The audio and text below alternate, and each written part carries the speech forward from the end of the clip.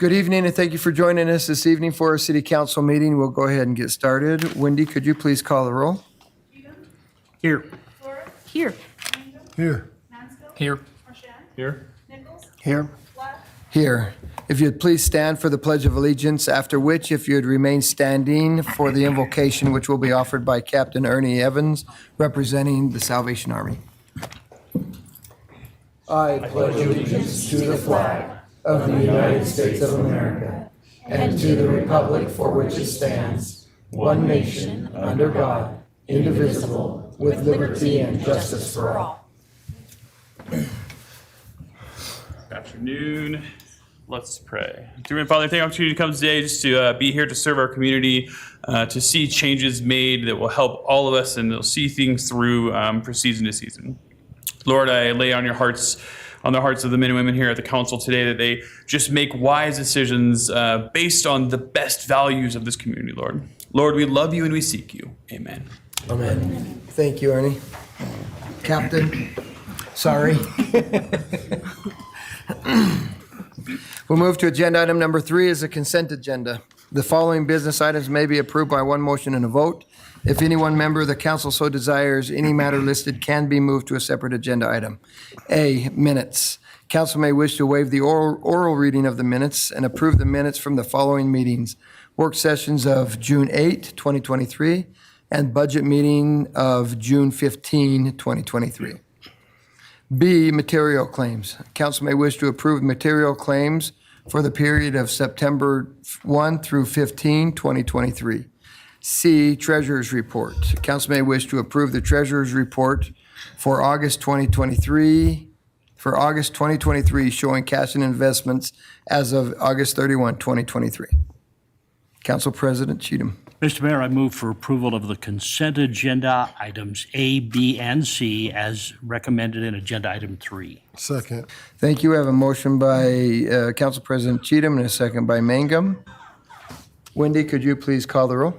Cheatham? Yes. Mangum? Yes. Flores? Yes. Mansell? Yes. Marchand? Yes. Nichols? Yes. Thank you. Agenda item 4 is proclamations. We have no proclamations tonight, and so we'll go to agenda item 5 is a calendar review. Council may wish to take this opportunity to inform other council members of upcoming meetings and events that should be called to their attention. On October 5, 5:30 p.m. will be a clarification meeting. 6 p.m. will be a regular city council meeting. October 12, 9 a.m. will be a work session. Other events. October 23 through the 26th, we will have a legislative tour here. All of our, September. I said October, didn't I? All right, scratch that. September 23 through the 26th, we'll have a legislative tour. We'll have quite a few of the state legislators in Pocatello, and so they'll be here. It'll be exciting to have them here. We have asked in the past to please, if you have any weeds and things like that, if you could please mow them down. Let's make Pocatello look really nice when they come. So that would be great. September 23, Idaho State University's homecoming parade at 10 a.m. and the game against Northern Colorado at 4 p.m. September 23, Buckle Up Child Passenger Safety Program at 10 a.m. in the City Hall parking lot. Call the Pocatello Police Department to reserve a time. September 26, ribbon cutting for the new Pocatello entrance sign at 12:15 p.m. at the Visitor Center on South 5th Avenue. September 26, United Against Hate, hosted by the United States Attorney's Office, District of Idaho at 5:30 p.m.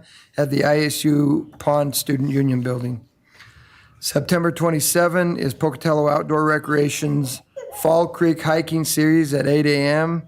at the Trailhead. September 30, Fort Hall Replica and Pocatello Junction closes for the season at 4 p.m. October 2nd, League of Women Voters, Pocatello City Council candidate debate at 7 p.m. at City Hall. October 14, Zoo Idaho Oktoberfest at 4 p.m. at the zoo. Zoo Idaho will be open on weekends only, September 9th through October 29th. And as a reminder, there is an open burn ban in wildland urban interface, and that continues. As a quick announcement also, if you are here for agenda item number 7, that agenda item has been pulled from the agenda for tonight and will be put back on an agenda in the future. We'll move to agenda item 6, Daycare Employee License Revocation Appeal, Kayla Fisher. Kayla Fisher will be present to appeal a revocation of her child care employee license, which was revoked by the police department.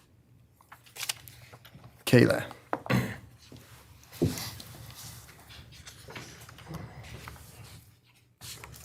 And Kayla, if you just say your name for everybody at home that's watching. And Kayla Fisher.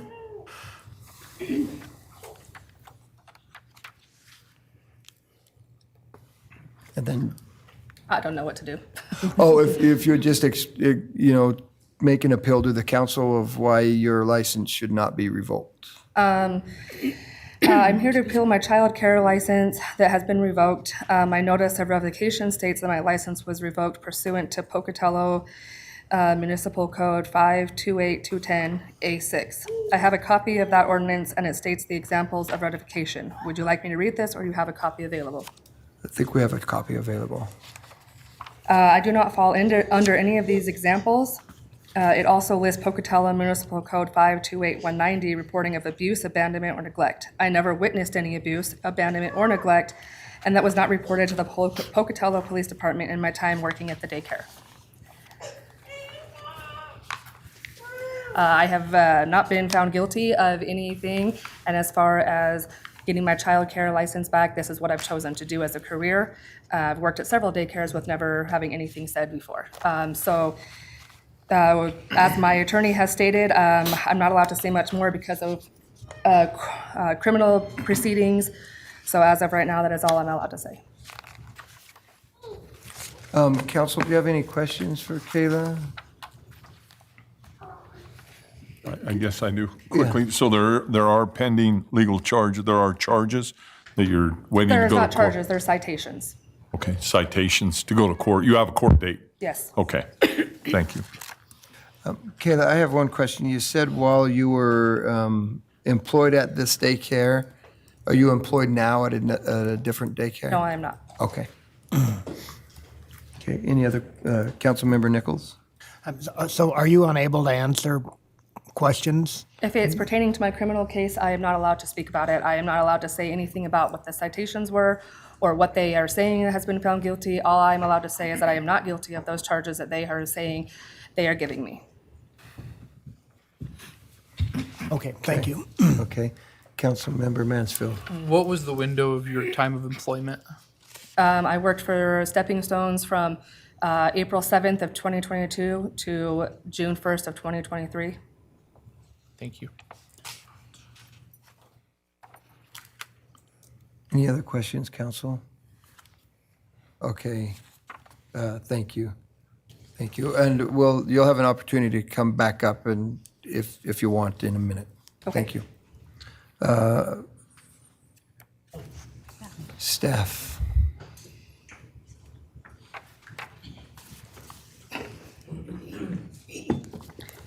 Good evening, Mayor Blood, City Council members. I'm Mallory Bascom with licensing at the Pocatello Police Department. In front of you, you'll find a packet labeled Kayla Fisher, which contains a cover sheet to Kayla's most recent daycare license application, which she signed indicating that she had reviewed and understood City Ordinance 5.28 for child care and agreed to adhere to the rules and regulations set forth in that chapter. 4 pages from our city code outlining staffing ratio requirements and licensing requirements for employees, visitors, and volunteers. 6 pages from the daycare's policy regarding reporting child abuse and child guidance guidelines. Kayla's notice of revocation and her subsequent appeal request. An employee statement from an individual who worked at the facility for just 1 day before making a report to the police department. That begins on page 15. 4 statements from parents with specific complaints regarding Kayla Fisher, highlighted. Those begin on page 19. 5 letters from parents asking that the revocations be upheld and expressing their feelings regarding the impact on this and them of this on them and their children. That begins at page 33. And then a map and layout of the facility. Given the amount of information I need to cover this evening and to assure I do not miss anything, I'll mainly be reading to you going forward. I revoked Kayla Fisher's child care employee license for failing to report abuse, abandonment, or neglect of a child under 18 years of age by herself and other employees pursuant to City Code 5.28.190. Our investigation showed that Kayla was not only verbally and physically abusive with some of the children at the facility, but was also present when other employees did the same, and she did not report those incidents to law enforcement or the Department of Health and Welfare. For some background, I began in licensing on February 21st of this year. Shortly after, I began receiving reports from parents and guardians, as well as current and former employees, of physical and verbal abuse against the children at the facility. As a result, I visited Stepping Stones on 4 occasions. I also learned that there had been at least 2 other reports of similar incidents in 2022, in one of which Kayla was the alleged offender. According to that report, Kayla had held a child down. When interviewed by the officer in that case, Kayla stated that the child was throwing a fit and her attempts to calm him were not working. So after a few attempts to calm him down, she placed him on his stomach with her knees on his back and held him there for approximately 2 minutes. She said that she had not been trained to do that, but had learned about it from a parent or another child. Officers were told that there was no footage of that incident and the cameras were not working at the time. My first visit to the daycare was on March 20th with former licensing officer Tori Eldridge. We responded regarding a report that an employee had cut and filed the nails of a 3-year-old down below the quick on all 10 fingers. While there, Tori overheard a child say, "She spanked me," referring to the teacher that was escorting the child to the restroom. Based on what Tori heard, we requested video footage from that day and time frame while we were there. I again returned to the daycare on April 19th after learning that Officer Handel had taken a separate report of child abuse. Detective Peterson was assigned follow-up on that investigation based on the information from the report. He wrote a search warrant for the DVR at the facility. We seized the DVR, and in the weeks to follow, I reviewed video footage on a regular basis and found the following. I saw that Kayla clearly yelled at and aggressively handled one child in particular on multiple occasions. I repeatedly saw her yell at multiple other children or entire rooms of children. On multiple occasions, I saw her yank children by their arm or aggressively push them in the direction she wanted them to move. I saw her aggressively pick up children and place them under one arm, despite her personally telling me during a previous interview that she only ever picked up children under the arms with 2 hands and or around their belly and would never yank on a child's arm. I saw her repeatedly rip things from children's hands and roll them off of their sleeping mats. I noted on multiple occasions that Kayla was too preoccupied with her phone to pay attention to the children under her care, even when children actually approached her. At one point, she seemed to shoo children away from her while she watched her phone. In another instance, she sat by her phone and offered no assistance while another employee aggressively grabbed a child and placed them under one arm before picking another child up by one arm. On multiple occasions, I saw her alone with more than 12 children, sometimes as many as 18 at a time, even though in a previous interview she had told me that they never allowed employees to care for more than 12 children at a time. I was aware that as part of Kayla's role as the manager or assistant director, she was to assist with maintaining ratios in the facility. City Code outlines a point system for staff to child ratios and states that no ratio shall exceed 1 licensed staff member per 12 children.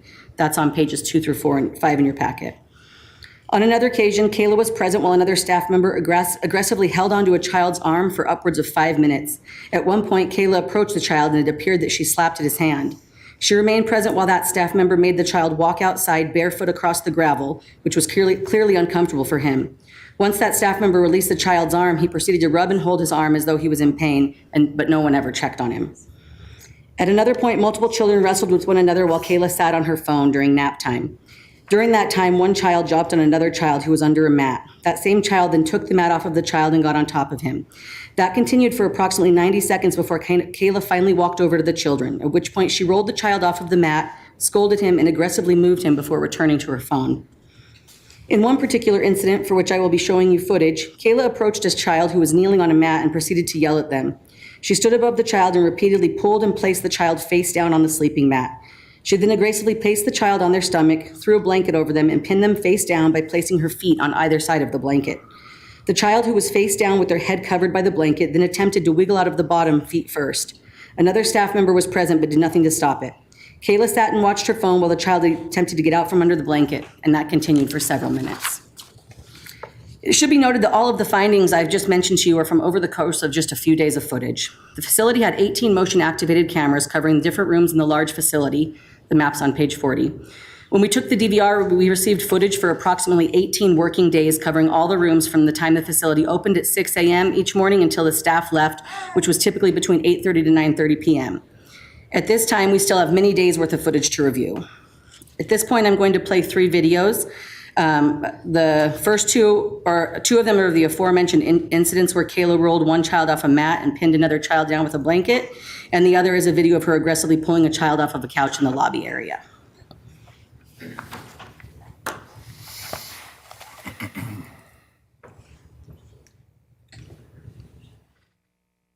Difficult to see, but you can see Kayla there in the center of the room and the child on the mat. When she pulls that mat there was actually a child on it. They fell off on the other side.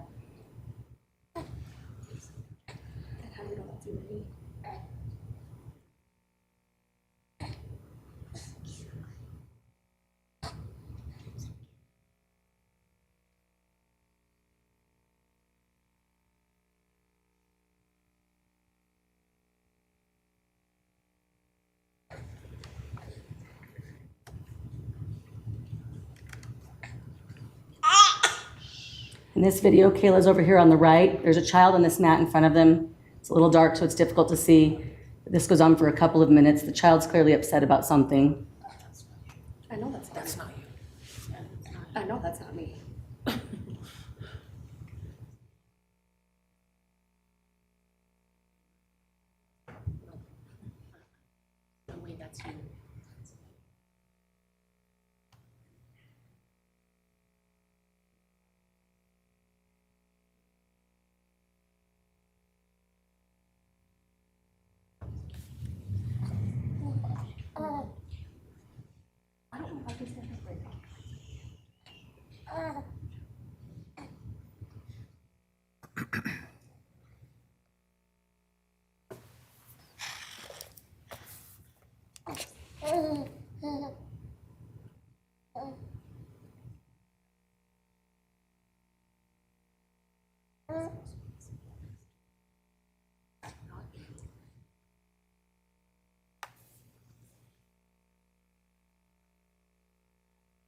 She yanks the child forward here. Child's laying face down at this time. Yanks her again. At this point, she puts the blanket over the child, and as you watch, you can see her feet go down over the either sides of the blanket around the child's face. That's not Kayla. That's not Kayla. Nope. No. She then goes back to playing on her phone. Got a problem? Seriously. And this goes on for a couple of minutes after this video ends. And the third video. This is in the lobby.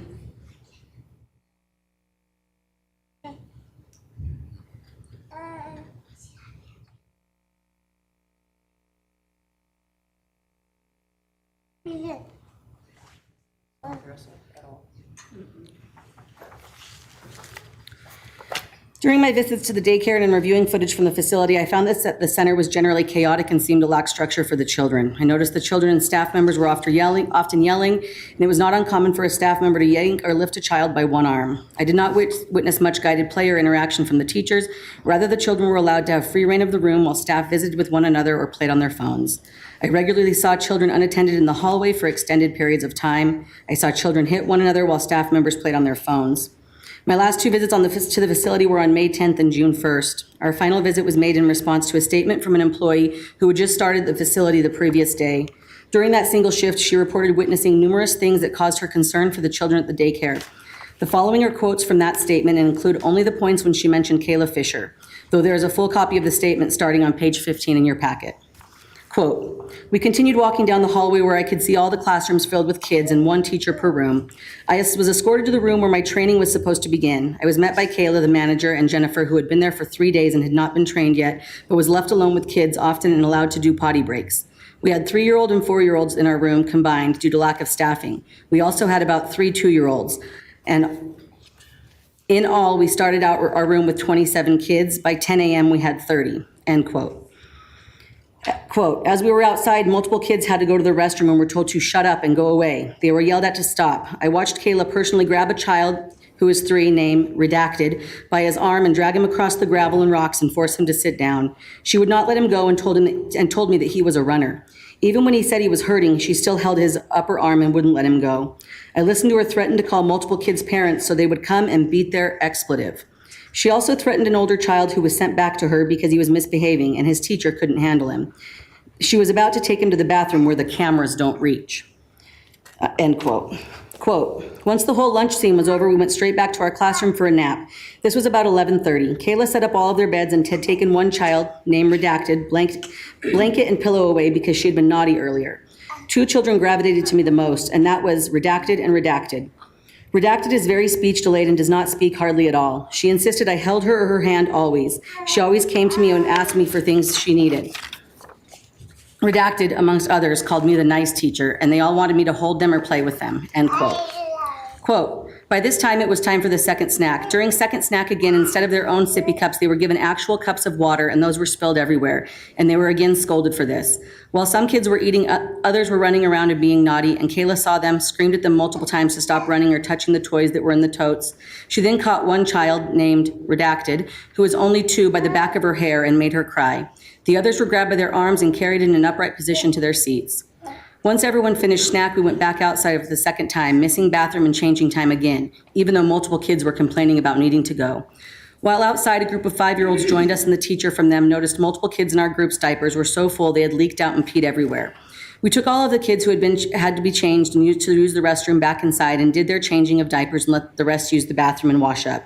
None of the kids who had peed through their diapers changed their clothes, and Kayla said to tell the parents it was from a muddy puddle that they had been playing in, when in reality the kids weren't allowed in the mud or they got in trouble.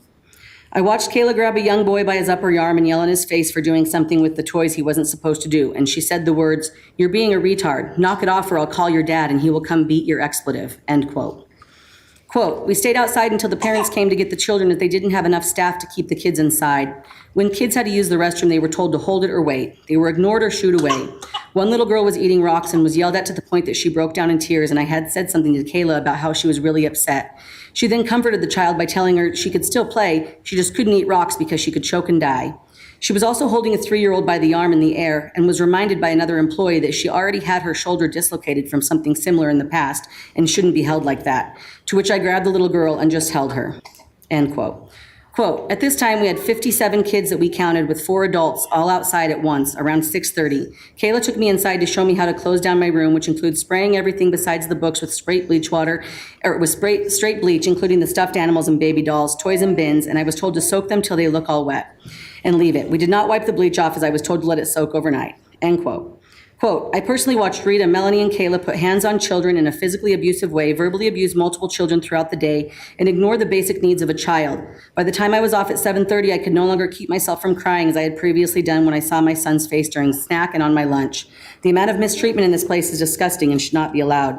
I witnessed teachers lie to parents about how a child was hurt, as well as Kayla, when Redacted's mom came to pick her up. She told her mom that the teacher had pulled her hair, but Kayla, quick to jump up, and said that she was just trying to fix her hair after nap time and must have pulled some tangles. When a child gets hurt, I was told to play it down or pretend I didn't notice the injury. If it was a serious one, they would take a picture and say the child fell when the parents showed up. They showed me the apps they use so parents can see what's happening at the school, where they input all of their information, such as when they went to the bathroom, ate, slept, got put in timeout, etc. But none of it was accurate except for the meal times. I never saw the children get to actually play with any of the toys in the bins or anything in the classroom besides when I showed up and they were playing with glue and making art. Kayla and Jennifer did not supervise the children well as they were distracted on their phones. Most of the kids got glue in their hair and all over their hands, end quote.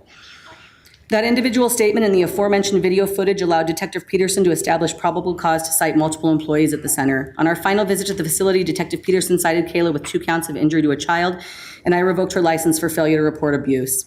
In addition to the employee's statements regarding what she saw over a single day, we received multiple other reports and statements with allegations regarding how Kayla, who was the assistant director, treated not only the children in the facility, but also the staff members. These allegations including yelling and cussing at the children, yelling in employees' faces, not allowing employees to take breaks or lunches, making children and employees hold it when they needed to use the restroom, being physically aggressive with children in her care, personally bullying and targeting certain children, allowing other children to bully certain children, and being over ratio when caring for children. Additionally, based on video, it appears that Kayla was often accompanied to work by her 13-year-old son, who was allowed to freely move around the building, though he was not licensed to be there.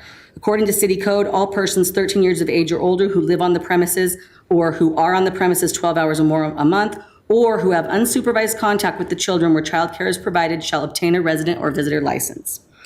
On top of that, a parent also reported instances when they would drop their child off for breakfast in the morning and there would not be any teachers in the lunchroom, but rather an older female child helping with breakfast. Based on the videos that I reviewed, I believe that child to be Kayla's 10-year-old daughter. Starting on page 19 are 4 written statements in which both parents and former employees stated their concerns regarding Kayla. I regularly heard that when things were reported to Kayla, they would go ignored and would not be reported to parents and or the appropriate authorities. One parent reported that they witnessed Kayla yell at a child and threaten to call their father because she was, quote, not going to deal with this today, end quote. Another parent reported seeing Kayla hit a child in the forehead with a cleaning spray bottle, stating, quote, there was no mistaking it as an accident because she did not immediately pull back as you do when you unintentionally hit someone, end quote. Another parent, when informed of allegations of abuse against their child by Kayla, stated that she was, quote, not surprised and had been having concerns of physical abuse at the daycare, end quote. A former employee said that another staff member's child had been injured by another employee, and Kayla told her not to tell the child's parent what happened. That former employee also reported frequently being left alone with 18 or more children at a time, stating that when she asked Kayla for help, she would be told she had to wait. Several other employees, both current and former, made similar statements. Most notable of the unreported incidents was from an investigation that was conducted by Detective Garner, where possible inappropriate behavior between children had been witnessed by a parent, who then reported it to the police. When Detective Garner and I spoke with Kayla about the incident, she said that she had been made aware of it, but did not know all of the details. She never reported the incident to law enforcement or health and welfare. In reviewing footage from the facility, Detective Garner found that the incident in question involved a group of approximately 5 children who, although they were in the room with the teacher, were unsupervised for approximately 5.5 minutes while one child exposed their bare buttocks to the other children. During that time, another child took a toy and stuck it between the buttocks of that child. That incident went on for several minutes until a parent entered the room and alerted the teacher to what was going on. Despite several staff members later stating that they were at least somewhat aware of the incident, none of them reported it. Additionally, we learned that none of the parents of the children involved were informed of the incident by staff members at the daycare. As defined in our child care code, the purpose of this chapter is to promote a child care environment where children receive safe, healthy, and developmentally appropriate care. Based on the reports that I received, the statements from parents and employees at the facility, and the things I witnessed in person and on the video, I believe that it is in the best interest of the children of our community that Kayla Fisher's child care license revocation be upheld. In accordance with City Code, if that revocation is upheld, she may not reapply for a child care employee license for 1 year from the date of revocation. I don't have any other information at this time. Questions, council? Okay, Mallory, thank you. Kayla. Questions for Kayla, council? Or why don't you go ahead and dispute or rebut anything? and Well, then the first of all, council that's can not ask me on the questions. video. And second of all, the only time that my phone was out was to record the incidences for the day. Recording snack, recording lunch, recording bathroom times, when they fell asleep, what we did during the day.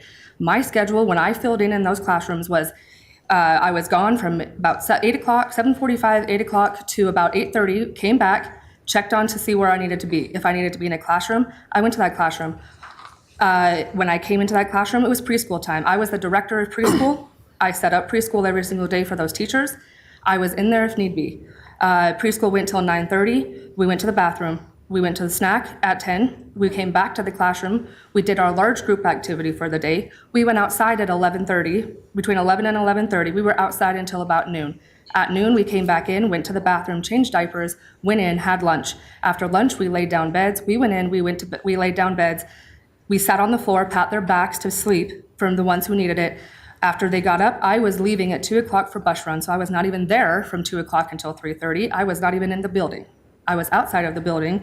And then when I came back from the building, I was with the after-school kids and not with the younger kids. So for that to have happened, a lot of those things were considered in the afternoon when I was with the kids who were 7 and up, not the kids who were 3 years old. And as far as this goes, this is not a court hearing. This is a city council for your license. So to bring up things that are in a court hearing and are criminal charges, that's not what our attorney said was going to be happening here. So for them to be bringing up everything that they've seen and then trying to accuse me of something when they have no proof that that was even me, that's not even me, first of all. My face wasn't shown on that video. That was not me. There is another girl in that class, and the one that walked by with the blanket, they shared that classroom with the 3 and 4-year-olds. That was not me. So for them to say that that was me is wrong. They didn't see my face, and technically I wasn't even there. I covered everybody's lunches. I gave everybody 1-hour lunches along with Rita and Melanie. They got 1-hour lunches. They started at 11 and they ended at 2. And then when the assistant director for the evening came in, she covered whatever was left at 2 o'clock. So they did get hour-long lunches. They were told to not be on their phones. They had a tablet in each classroom. That way they were able to upload all of the things that were happening in the classroom during the day for the parents. And as far as the children being hurt at the daycare, that is not true. Children being pulled by their hair, children being told that they were going to call their parents, no. And then that video of me picking up the child by the one arm, if you actually watch it close enough, you can see me trying to reach around to grab him, but I have my hands full. So I reach around and I pick him up under the arm, not like this. I pick him up under the arm and set him on the ground and lead him towards the bathroom with the rest of the class as we were coming in from outside. So no, that is not me picking up a child and pulling them by the arm, or holding a child 3 inches in the air, or telling children I'm going to call their parents and spank them, and any other swearing that they say I did. None of that occurred. Okay. Okay. I think I've got Councilmember Mangum and then Councilwoman Lurick and Councilmember Nichols. So my question, I have a couple of questions. One of them, I apologize, Ms. Mallory, but I have a question for you, if possible, for staff. Yeah. And I apologize, this is out of order. Do you want staff then Yes. before? Okay. I apologize. Go ahead. So, Ms. Mallory, because I hear what Kayla's saying is it wasn't her in this video. How do we come to identification on these videos? I've watched countless hours of video from the facility. Some of the videos are in color, some of them are in black and white. But many of the times that I documented something, I watched them from when they had come into the lobby or a hallway and entered a room where I can readily identify their faces. I've become familiar with them because I made 4 visits out to the daycare, and I've spoken with them each personally. I was familiar with the hairstyles, the type of clothing they wore, and like I said, in a lot of the videos, you can see in color who they are.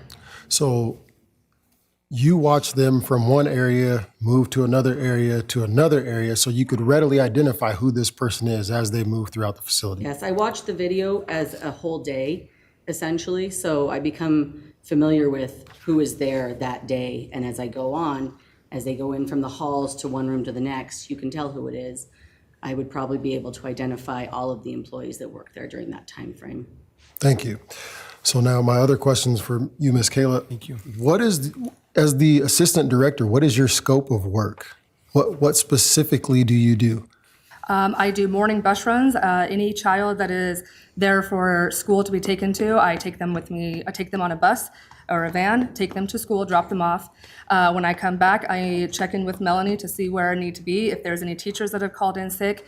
If there is, I go to the classroom that she suggests I need to be in, and I go to that classroom. I cover lunches, 1-hour-long lunches for people. If I'm not in a classroom, I'll cover more than one classroom at a time.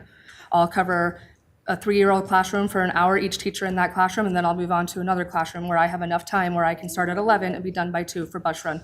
I go on bus run to get kids from school. I come back and I'm in the after school room because there was no teachers in the after school room. So Melanie, myself, and Rita were all teachers in the after school room.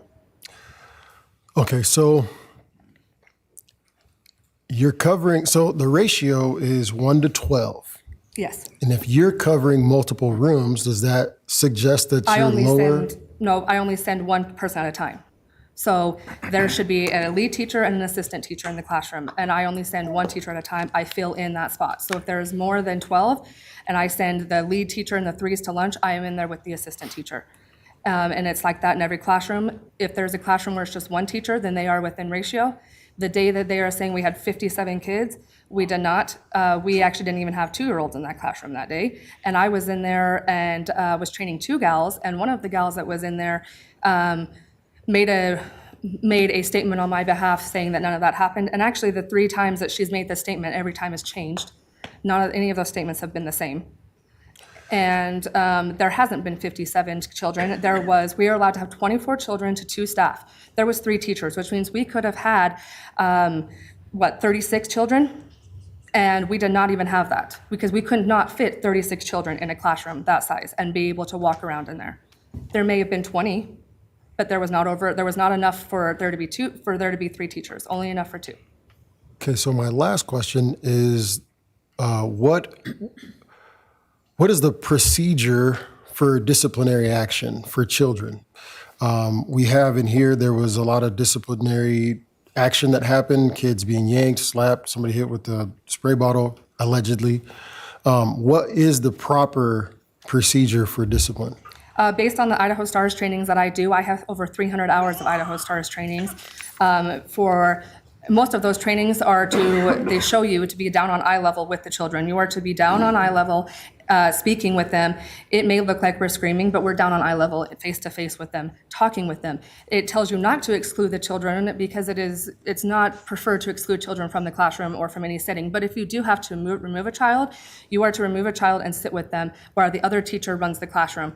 And if you are by yourself, then you are to exclude them, put them in the calm down corner where they are to calm down. What they have different techniques to calm down. They have soft cushions, they have books, they have coloring books, they have sensory stuff, things that they can calm them down.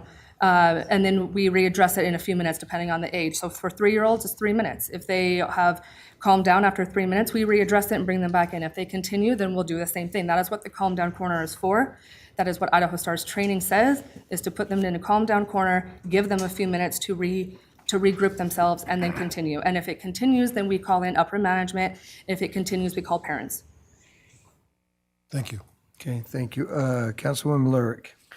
I have one question to ask you and then also one question for Mallory, if I could. But these situations are always extremely difficult, and we have to just make a decision based on the information that is presented to us. So that is never an easy thing. And first and foremost, it's the children's safety. That has to be the first consideration. So that's what's weighing on me here. And what's troubling me is, and Mallory Bascom only read some of the complaints. We have in our packets many, many, many complaints. And so I'm wondering if you can explain, if so many people are saying that these things happened or that they witnessed them, but you're saying that none of that happened. Can you explain that to me? Well, yeah, there seems to be a lot of parents who, because of charges that were against another person who were found guilty of, they are coming in and upset with us because their family members have lost their job because of the incidents. So now they're retaliating against our daycare. And not only that, but they are coming in and saying that they see something because an ex-staff who is upset has been like, this is what's going on. Ex-staff have been emailing and messaging parents who are on our side ever since this happened, telling them all the horrible things that we've done. But yet none of the parents, some of these parents that haven't even complained about anything, but yet it's the ex-staff that are coming in and complaining to all these parents about all these things that are happening that aren't actually happening. But a lot of the things that we're seeing are from parents that say they witnessed things. Okay, so some of those things that they've witnessed, I don't know what they have witnessed because I have worked in 3 child care facilities and I have never had an issue in any of these child care facilities. I worked for the last one for 2.5 years. I have worked my way up from a teacher to an assistant director. I have been a lead teacher over 3 classrooms. I have taught preschool at age 2, 4, and well, now this one's all the way up to age 6.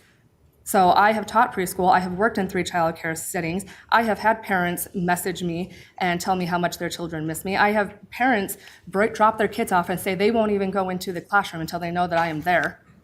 My kids.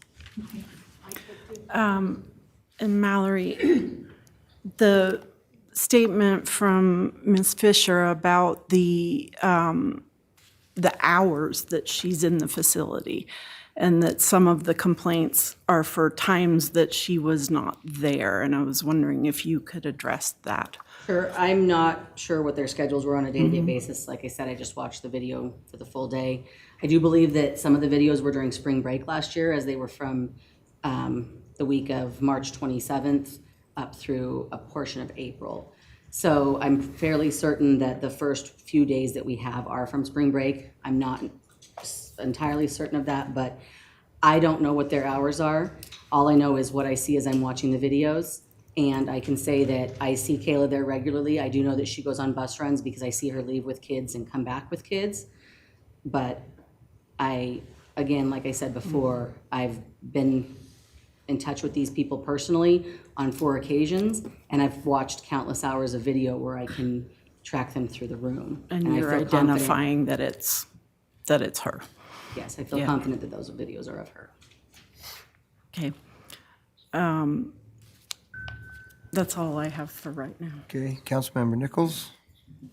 Yeah, just a simple question. You're the assistant director? Yes, Is that I'm one right? of them. Are you an employee? Is that your function? Or are you a part owner? Or Oh, I was an employee. Just employed? Okay, great, thank you. Okay, any other questions, council? Okay, thank you.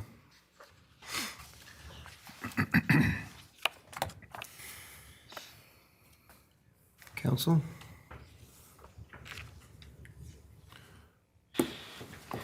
I'll go ahead.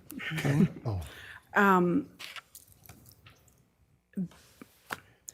Like I said before, these are very difficult, but I think we have to put the safety of the children first. And everything that I'm seeing and hearing is extremely troubling. And I'm not hearing answers that really explain away these difficult and disturbing circumstances. So I would move that we uphold the revocation. Second. Okay, we have a motion by Lurick and a second by Marchand. Any discussion, council? Wendy, could you please call the roll? Yes. Yes. Yes. Yes. Yes. Yes. Okay, thank you. We will move to agenda item 8 is daycare. Agenda item 7 was pulled, and so agenda item 8, daycare employee license revocation appeal, Rita Swank. Rita Swank will be present to appeal the revocation of her childcare employee license, which was revoked by the police department. Rita. My name is Rita Swank, and I'm here to appeal my childcare license revoked. I have been working with children since 1978, and I have never had a parent or complaint about anything I have ever done. My letter of revocation states that it was because of Municipal Code 210, sorry. And in that ordinance, it talks about you being either found guilty or pleaded guilty. And that is one thing I do not understand, why it is set up that we have to come before we're able to go and prove our innocence in court. This comes beforehand, and that's not what it says in the code. It says you're proven guilty. So I have a problem with that we haven't even been able to have our chance in court. That's reason why we cannot prove or tell you is because our lawyers have said we cannot talk about it. We're following our lawyers' commands that we cannot talk about the instances that they're bringing up. So I guess I just wish that there was some way you guys had it that after, the trial, or after I'm gonna say mine hasn't even been set for a trial yet. Either the charges are dropped or whatever is done, then we would be able to appeal, but that's not the way you have it. I have not ever, in my time being there in the past year, have I seen any abuse or neglect or abandonment, and that was also listed as one of the reasons for my revocation.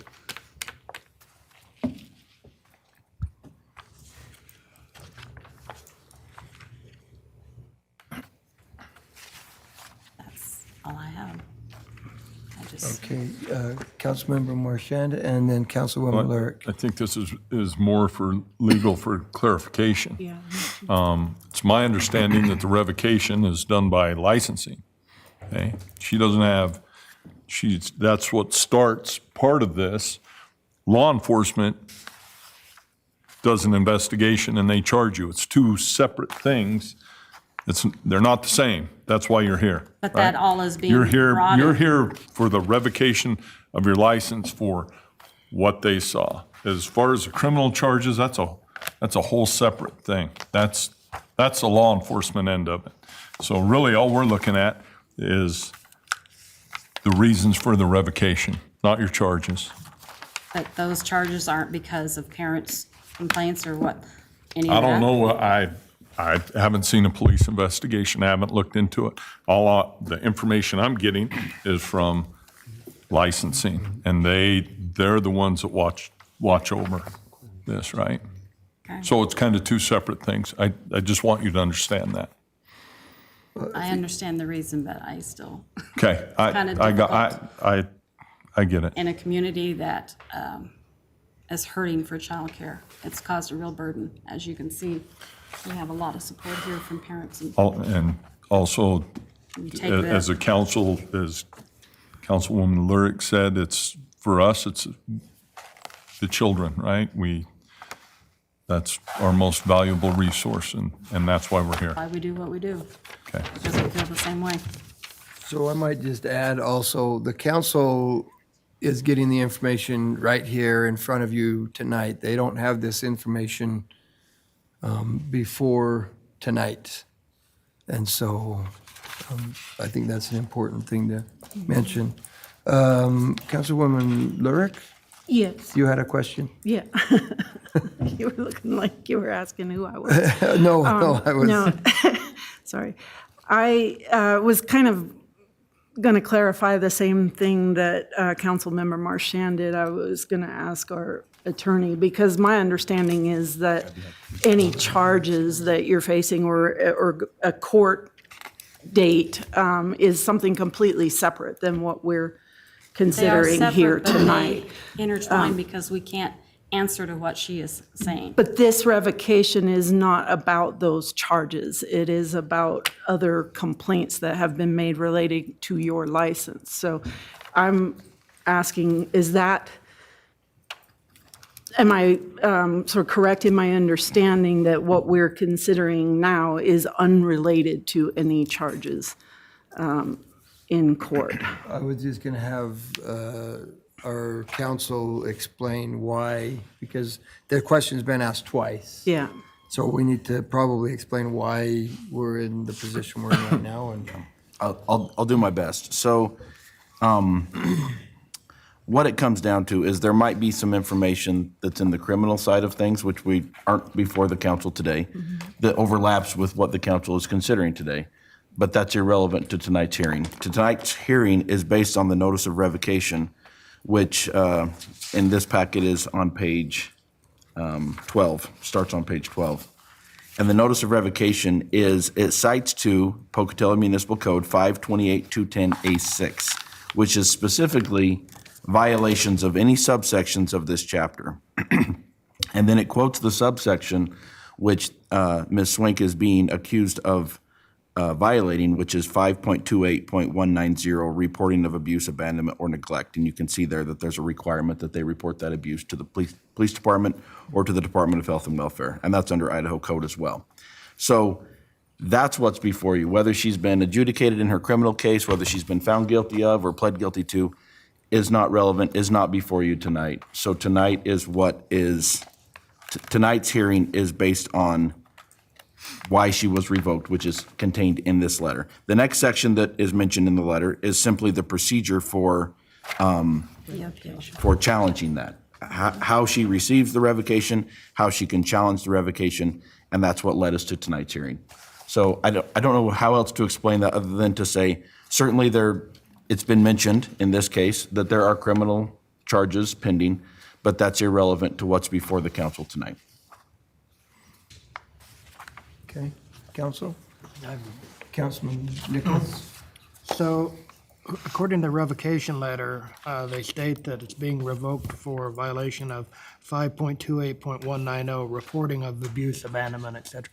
Is that it? Is that the only thing that we should consider? Is anything under that? According to, that's the basis for the revocation. Yes, that's correct. And so You can consider whatever's presented, but that's why it was revoked, and that's what your decision will be based on, whether or not you are given enough evidence to say, yes, the revocation was legitimate in this case. According to that particular section, that 528-190? Yes. Okay, thank you. Okay. Any other questions, council?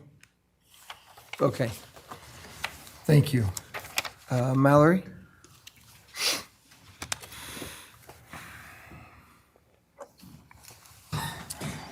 Mallory Bascom, Pocatello Police Department Licensing.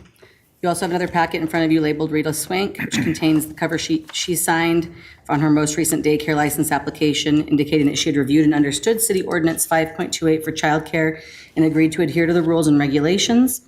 4 pages from our city code outlining staffing ratio requirements and license requirements for employees, visitors, and volunteers. 6 pages from the daycare's policy regarding reporting child abuse and child guidance guidelines. Rita's notice of revocation and her subsequent appeal request. An employee statement from an individual who worked at the facility for just 1 day.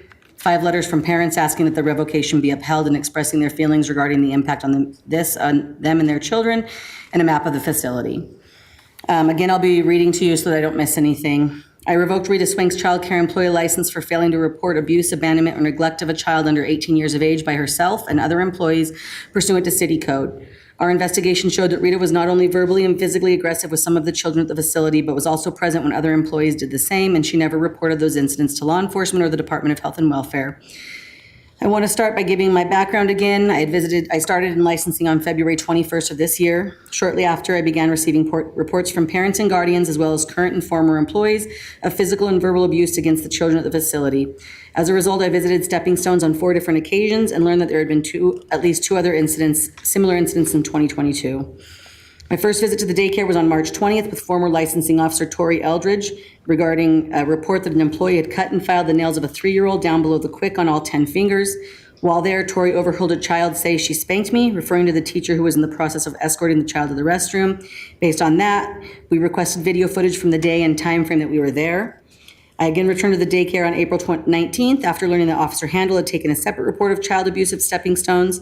Detective Peterson was assigned to conduct follow-up, and based on the information from the report, he wrote a search warrant for the DVR at the daycare center. We seized the DVR, and I reviewed video in the following weeks. In reviewing that video, I saw that on one occasion, Rita grabbed a boy by his arm and pulled him out from around a door. She then yelled at the boy, at which time another staff member pulled the child back. The child broke free, and the second staff member again grabbed him by his arm, pulled him backward, and then picked the child up under one arm, held him for a moment, then put him back down, allowing him to fall to the floor. Unfortunately, I won't be able to show video of that because we weren't able to effectively blur the children's faces in that video to secure their identity. At one point, a young girl was unaccompanied in a hallway for approximately 13 minutes. Rita walked by the child no less than 3 times and never checked on or contacted the child, who was sitting down and appeared to be upset or crying.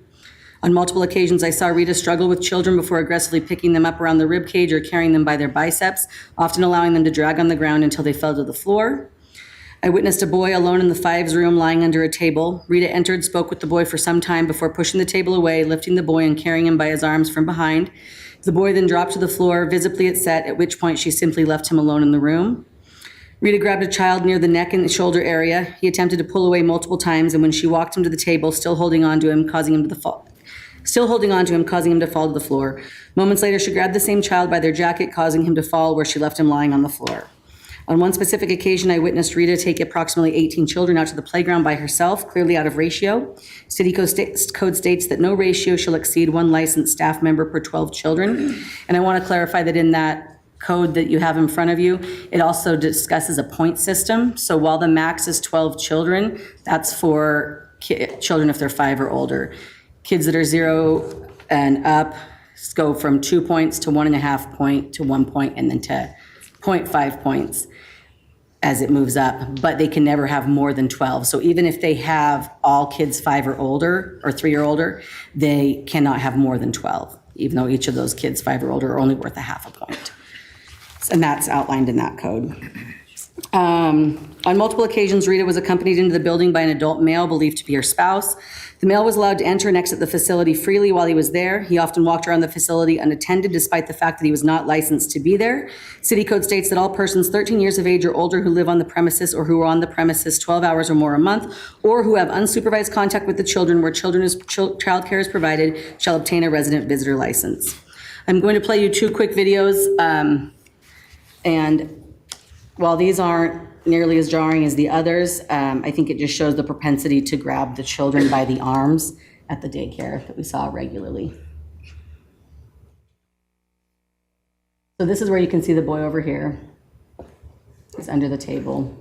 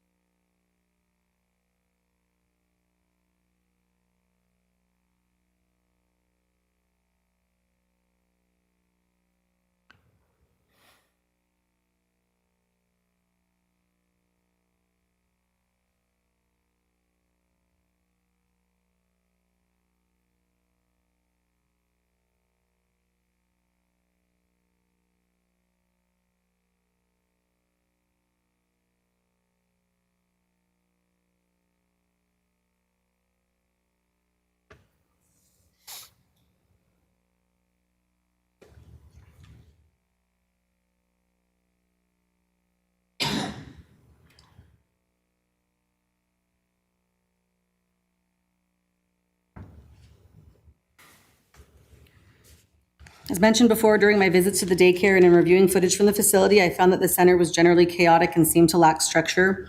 I regularly saw children running and playing unattended in the hallways for extended period of time. I responded to the daycare on May 10th and then again on June 1st. My final visit was made in response to a statement that we received from an employee who had just started working at Stepping Stones the previous day. In her first day there, she witnessed numerous things that caused her concern for the children. The following are quotes from that employee's statement that include only points when she mentioned Rita Swank. Quote, "Once we made it inside, it was time for lunch. During lunch, the kids had turkey sandwiches with oranges and peas and carrots. One child who was in the 5 and up class told Rita, his own teacher, that he did not like carrots and peas. She got in his face and mocked and mimicked him. She then proceeded to put his food tray up and to pick his food tray up and throw it on the table, thus throwing his food everywhere, and said, 'Now you get to eat all of your food off a dirty expletive table,' and made him eat his food off the table. I witnessed Rita grabbing a kid by both their arms very tight and began shaking him and yelling in his face and shoved him back to his seat.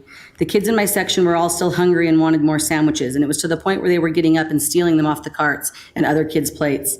Almost all 30 of the kids were still hungry and were told, 'Too bad, it's all gone.'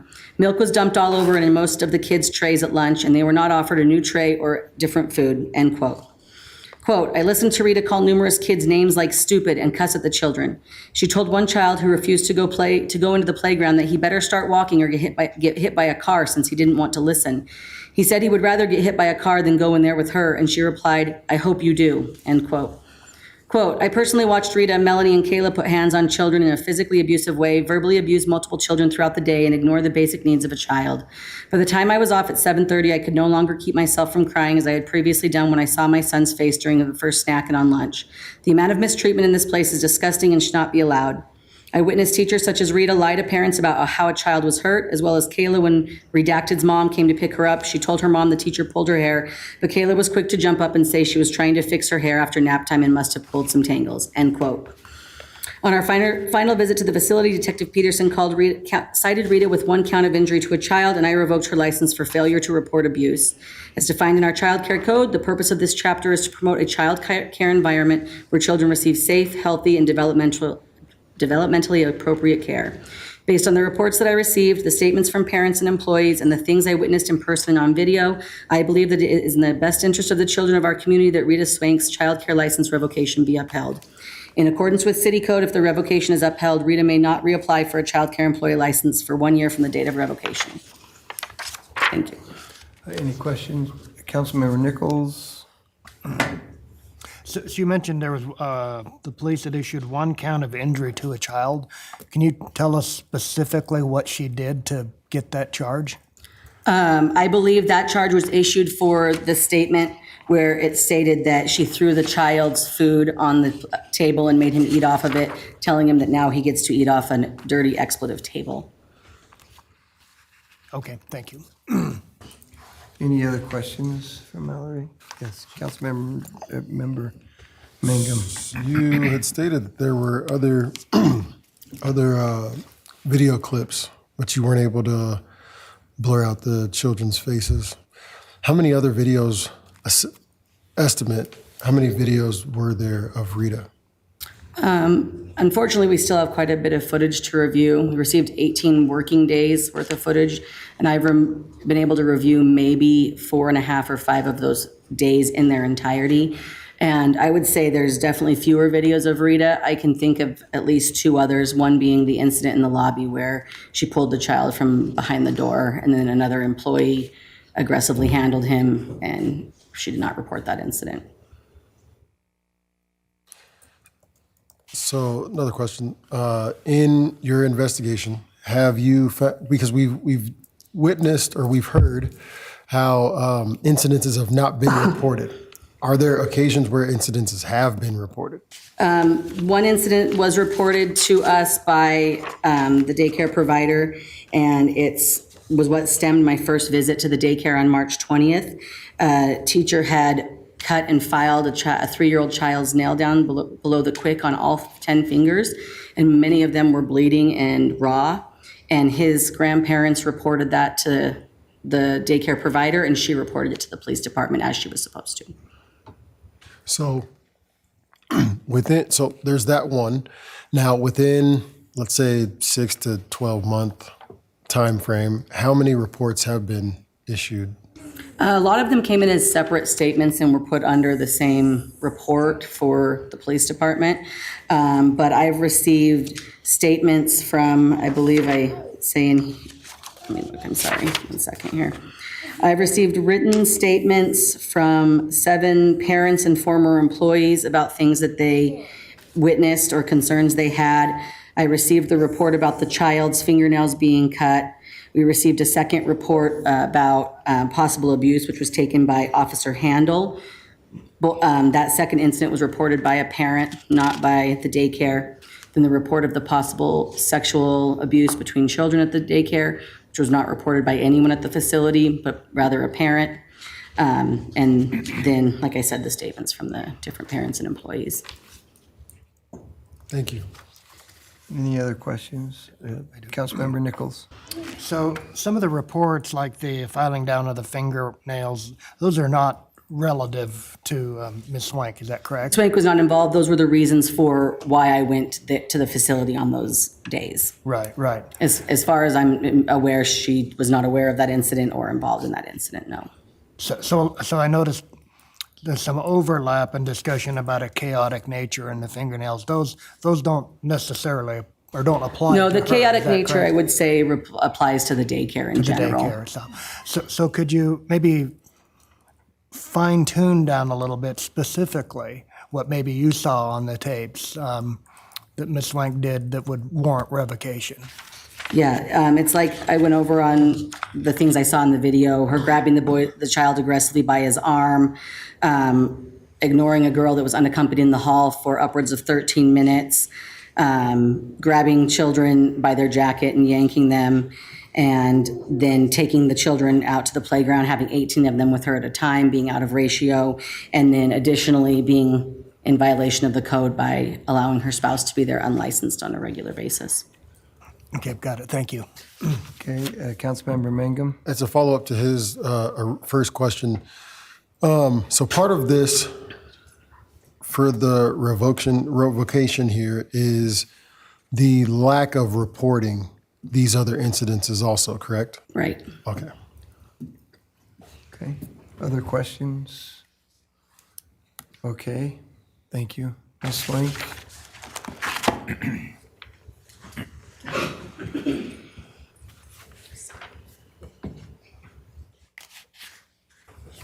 Do you have any questions for me?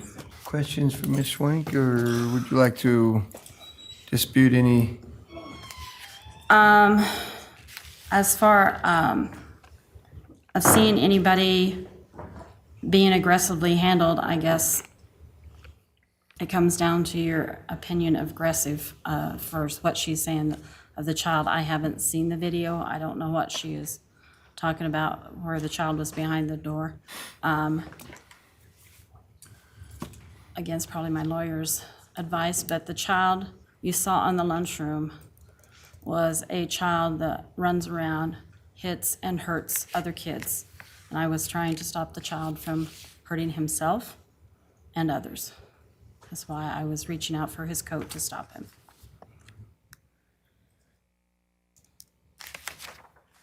Okay, Councilmember Mangum. So what, as an employee of this daycare, what is your scope of work? I am also one of the assistant managers. I'm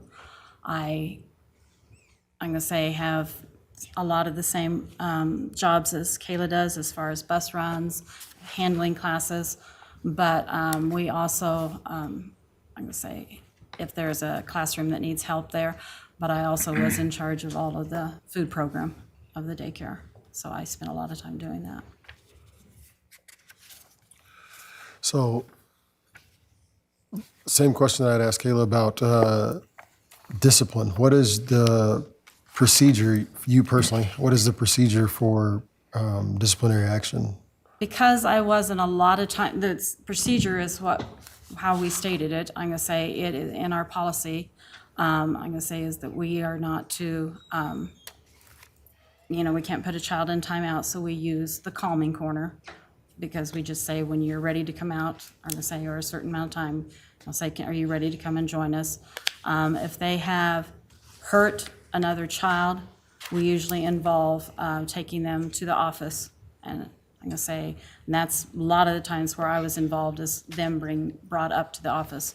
And we try to find out why the child was doing that and talk them, are you ready to go back to class? And if it was something that was hurt, then we would have to call a parent. Okay, so how much physical interaction or physical touch would you say was warranted within the interaction with these kids, or how much is allowed within the daycare?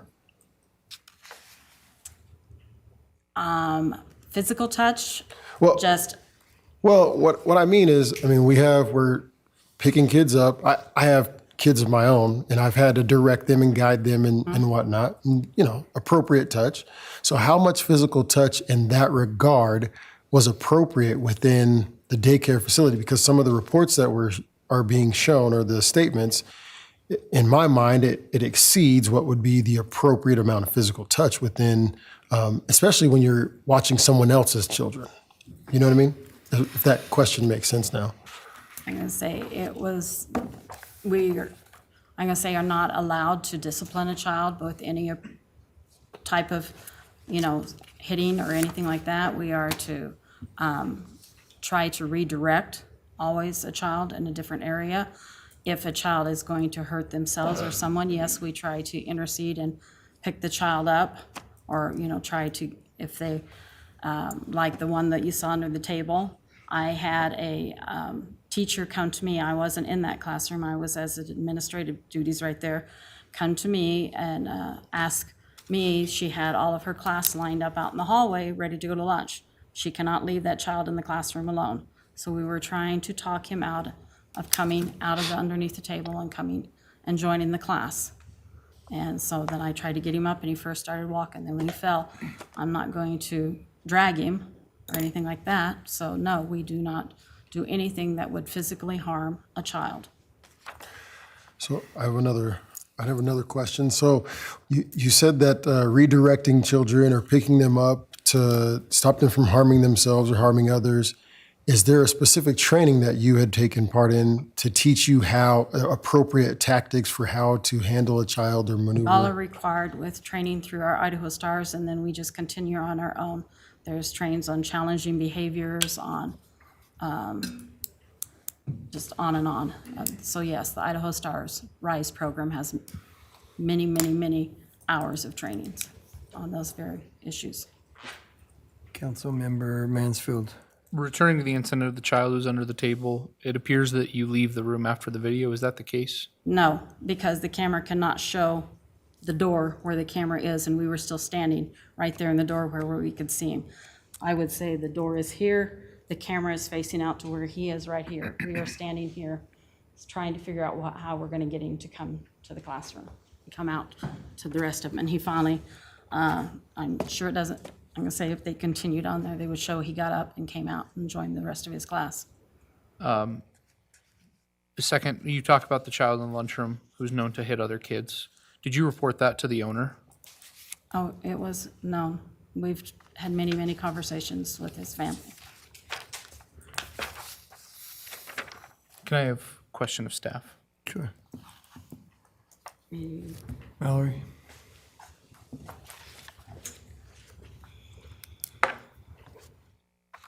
Thanks for coming back up. Sorry to make you walk back. No problem. 2 questions for you. First, when you watched the video of the incident with the child under the table, did you look at the video in the hallway afterwards? I don't recall if I did for that specific one. Okay. But I do recall how that ended. Another staff member actually came in short time later and was able to get him to stand up and leave the room.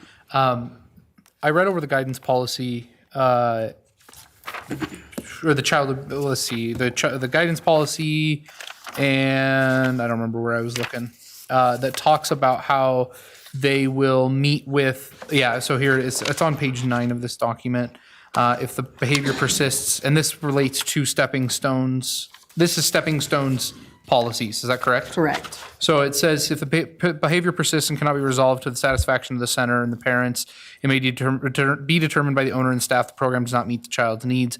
At this time, it may be necessary to dismiss the child from the program. If I was a staff member and had a child who was involved in this physical violence with another child, the parents were aware, they've had many conversations with the parents, is there ever a point where you feel that the conflict between children should warrant a point of reporting of abuse to higher authorities besides just the daycare? Yeah, I mean, if the child is hurting other juveniles and causing actual injuries, I think that needs to be reported.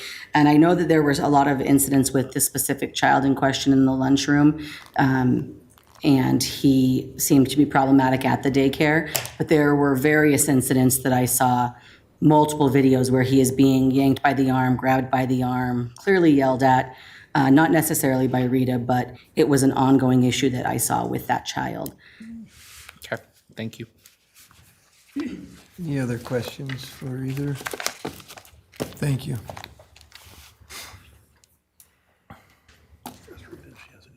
Rita, do you have any final comments? No? Okay. Council?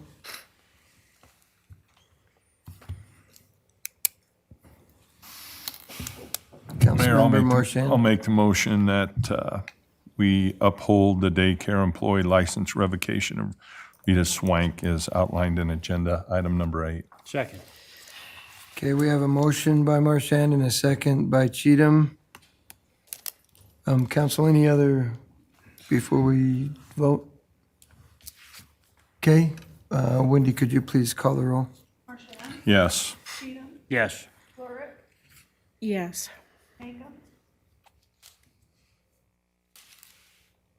No. Yes. Yes. Okay, thank you. We will move to agenda item 9. Childcare business license and daycare employee license revocation appeal, Melanie Anderson. Melanie Anderson will be present to appeal the revocation of her childcare business license and daycare employee license, which were revoked by police department. Melanie.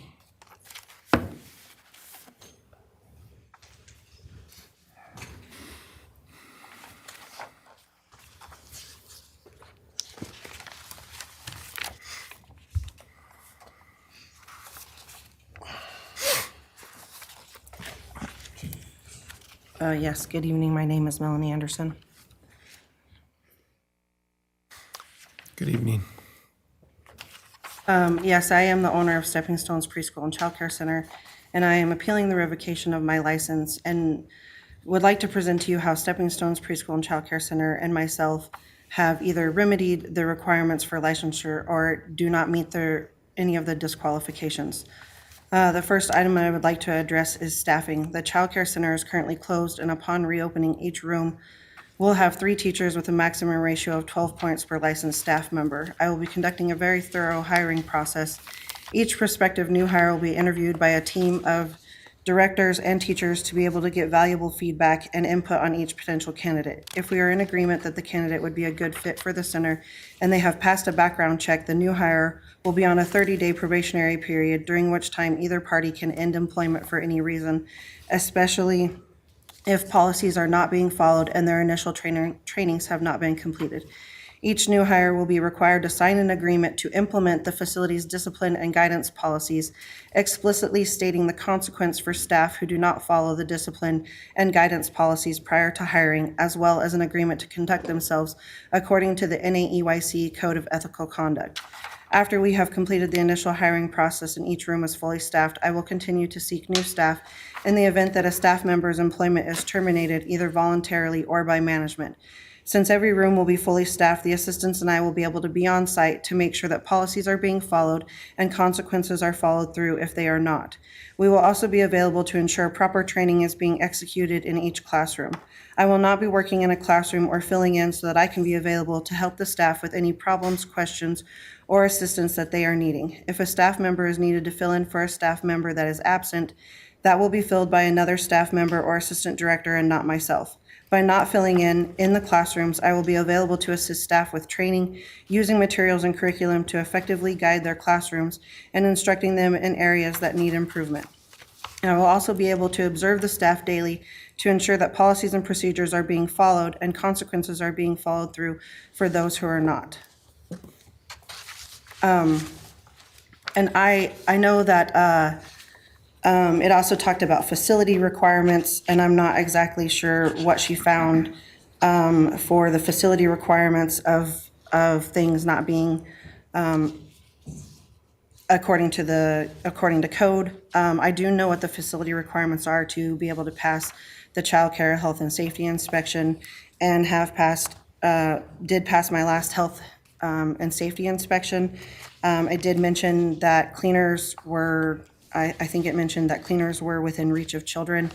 The cleaners are not supposed to be left within reach of children. I don't know if a staff member did. I'm not exactly sure what happened there.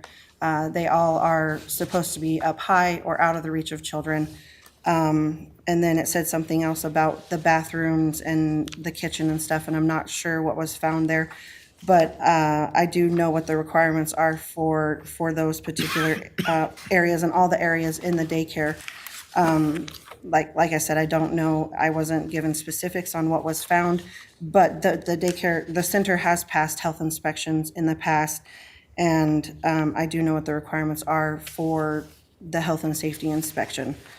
And I guess you guys already have a copy of, I'm not sure if it's the daycare's parent contract or if it's the staff contract, or the staff, not the contract, but the I can't think of the right word right now, but the staff handbook. And it does outline in there what our guidance policy is and what discipline interactions with children and what's required of them. And then there is a page on the last page that they're supposed to initial that they know what those policies are. So they would be required to read this and initial that prior to employment so that they are aware of what the policies are and what the consequences are if they do not follow those policies. I also have a letter here from I know that you have in the file there complaints from parents about the things that were happening at the daycare. I should have gotten more letters from some of the parents that are here to support us tonight, and I did not. I only have one, and I don't know if they're allowed to make statements or not, but I would like to read this to you from one of the parents to whom this may concern. My name is Tracy Rita. I am writing to offer my appreciation and wholehearted support for Melanie Anderson, Rita Swank, Kayla Fisher, and the Stepping Stones establishment. I am a single mother to a 19-month-old little boy living in a state with absolutely no family and working a full-time job as a patient relations specialist for a partial hospitalization program here in Pocatello. When the time came for me to go back to work, my son was 6 months old, and it was incredibly important to me to find a daycare for him that didn't feel like just any old daycare. I wanted it to feel like he was going to spend the day with family and friends while he was away from me. My son is my whole entire world, and I would never leave him in the care of just anyone. I found out about Stepping Stones on a Facebook moms page, and they came very highly recommended by quite a few moms. When I toured the facility, I was impressed by the size, organization, cleanliness, rooms full of age-appropriate toys, assigned cribs for each baby, and the kindness of the employees. My baby would literally throw himself into the arms of his daycare teachers with happiness and excitement, and I could tell how much all of the teachers cared about him and the other children. Melanie, Rita, Kayla, and my son's teachers would always take the time to share something sweet and thoughtful about my son almost daily, and I really appreciated that. The average parent has to leave their child at a daycare between 1,000 to 2,000 hours a year, and that is precious time that we cannot get back. So when I found a daycare like Stepping Stones, I felt so blessed because I knew my son was in amazing and loving hands, which takes away that pang of guilt from being away from him so that I can work and provide a better life for he and I. Stepping Stones, Melanie, and her whole team are special to me and so many others. My son has not been the same since he was moved to a new daycare. We truly love and miss Stepping Stones. I hope and pray that letters like this are taken into consideration as decisions are being made. Thank you so much for your time, Tracy Rita. And I do want to emphasize that it is about the kids. It is all about the kids. That's why I have the guidance policies that I do. That's why I have the interactions with children. That's why we use the social and emotional curriculum from Pocket of Preschool so that we can teach kids how to regulate their own emotions, how to use their words, how to communicate when they're upset about something, so that way the teacher can help them to figure out what it is that they're upset about and then help them to fix their own problem and be able to identify what it is that they're feeling or why they're acting the way that they are, so that way they can work on the behavior together. And then it's also very important to give praise to the child when they do something correctly, or they do something on their own, or they make a decision where in the past they may have made the decision to not participate in circle time, but this time they did decide to participate in circle time. So encourage them for the good choices that they're making and the behaviors that they're doing that are not disruptive to the class or not disruptive to other kids. Asking a child to share a toy and then waiting for them to share it with them instead of hitting them and taking it from them. So that's why we implemented the Pocket of Preschool, and the teachers are supposed to be using it. I know Mallory mentioned that when she was observing the daycare, it was chaotic, and I don't know if the teachers were not using the tools that I gave them and not using the curriculum that I provided and were just sitting there on their phones. and not doing what they were supposed to be doing. I do know that that was happening, and unfortunately, I was extremely short-staffed at the time, and I was having to fill in classrooms, and I could not be present to observe what was going on in the classrooms as much as I should have. And that's why my plan of action is to make sure that I have plenty of staff to be able to do that. And when I first took over the daycare, it was that way. But over time, I had staff quitting on me, and they were quitting faster than I could hire new people. And I was able to hire new people and be fully staffed, but then I would have more staff quit. And once again, I would be short-staffed, and I would put out ads on Facebook that we were hiring and tried to figure out other ways to get the word out that we were hiring. But there just wasn't a lot of people applying, or they would apply and then I would schedule an interview and they wouldn't show up.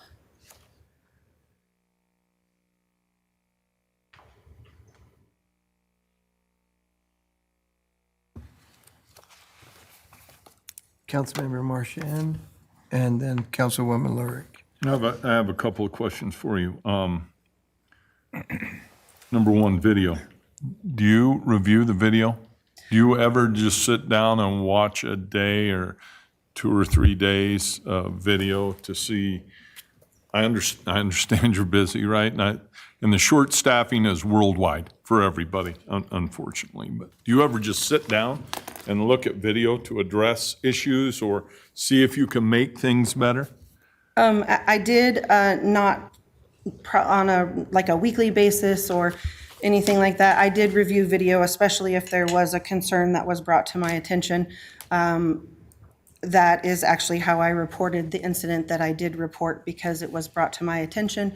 I reviewed the video. I saw that the staff did what they were, what the grandparent had told me that they did, and so then I reported it to the police and to health and welfare. And if there was anything that was brought to my attention, I would sit down and review the video. And if there was any issues with particular staff members, I would bring them into my office and speak with them. And they were either written up or, depending on what happened, terminated or told that this is not an appropriate way to handle things. This is the appropriate way to handle things, depending on the severity. I'm not saying like they struck a child and I said that's not the appropriate way to handle things and I let them go on about their business. But yes, I did watch a video. I probably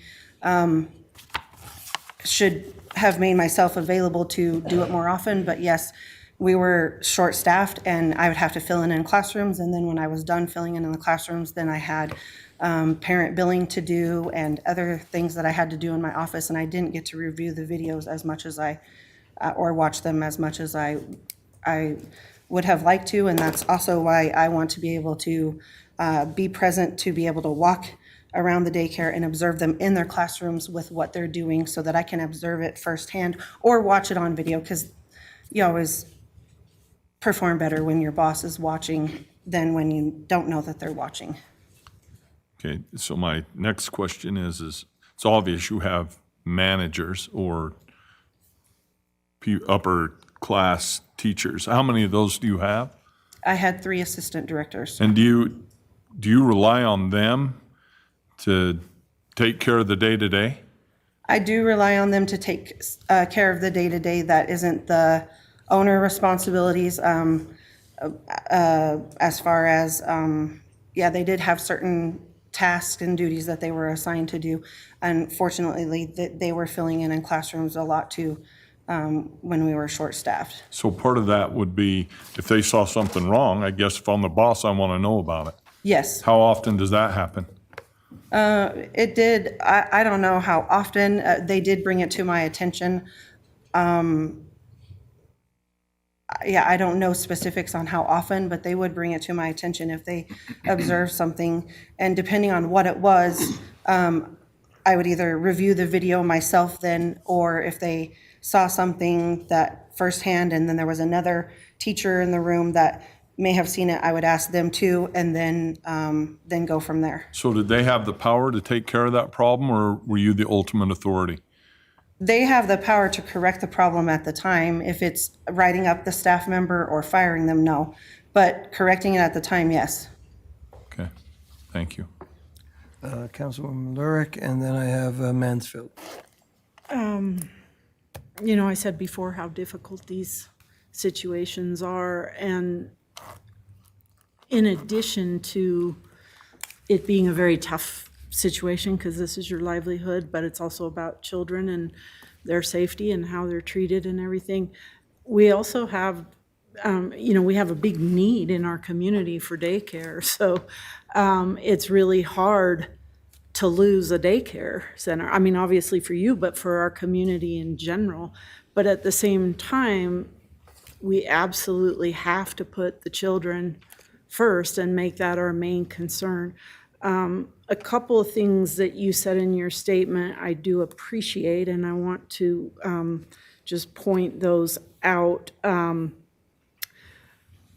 You agreed that the children come first and that that's your most important concern, and so I'm glad to hear that. I also hear you taking some responsibility of things that maybe could have been done better or were mistakes, and that you have a plan. So those are good things, and I'm glad to hear that.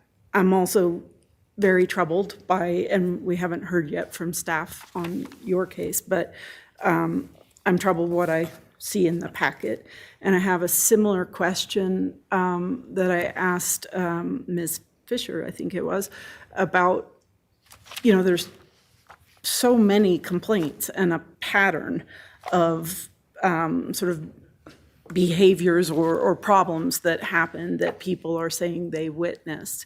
And I'm just wondering if you have a response to that or an explanation. When I see that many complaints and people sort of noticing or seeing the same things over and over, to me, that it's hard to believe that none of that happened.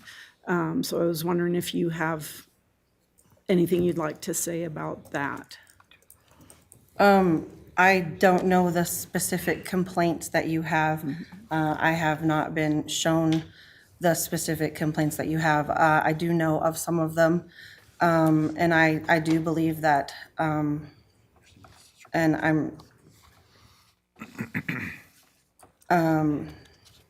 I know that some of them are from ex-staff, and I think that some of them are from ex-staff that left in a disgruntled manner. And some of them didn't like the way that I wanted them to handle their classroom, and didn't like when I told them that they couldn't run things their way. And sometimes I do reflect now and realize that maybe I could have handled the situation with them differently, and addressed it in a different way. If I was upset with them, I should have probably handled it in my office instead of, sometimes it was addressed in the classroom. And so I did have a lot of staff that left in a disgruntled manner, and I believe that some of the complaints that you have are from them. And I think that they wanted to see me get in trouble. And I think that some of the accusations are false, and like I said, I don't know what all of them are, but I do believe that some of them are false. And I think sometimes we did raise our voices to get the kids' attention, and it was perceived as yelling. A lot of times this would happen in the lunchroom. The lunchroom is a very, very, very large room, and there's usually a lot of children in there all at the same time, and it gets very, very noisy in there. And we would try to tell them that it was time to line up or time to finish snack. And when they weren't listening, sometimes we would raise our voices over the volume in the room. And sometimes in the classrooms too, especially in the larger classrooms with the older kids, it would be a little bit, it would get loud in there, and the kids were running around and playing, and we were telling them to line up, and we would raise our voices to tell them, hey, it's time to go line up. And I know that sometimes that that could be perceived as yelling from parents who observe that. And then also if a child was in trouble for being aggressive with another child and we were talking to them sternly. I know that sometimes that was perceived as yelling. We did have some children that had problem behaviors, and we do have a policy in there on how to deal with the problem behaviors. It did, sometimes the problem with the problem child would be there for longer than probably what some people would think they should be allowed to be there. But according to my policy, we were supposed to work with the parents on trying to get the child's behaviors under control and give them a chance to seek outside help for their child before I kicked them out. And so we did have kids that were aggressive with other kids. And so I don't know if it was, sometimes when we were talking to them, if that was perceived as yelling at them. But sometimes we would have to stop a situation where they were attacking another child and pull them away and talk to them about their behavior. Just one more. This made me think about some of the comments that we've heard that weren't related to specific people or employees, but the overall chaotic nature of the facility. And I was just wondering if you could talk about that. I mean, is there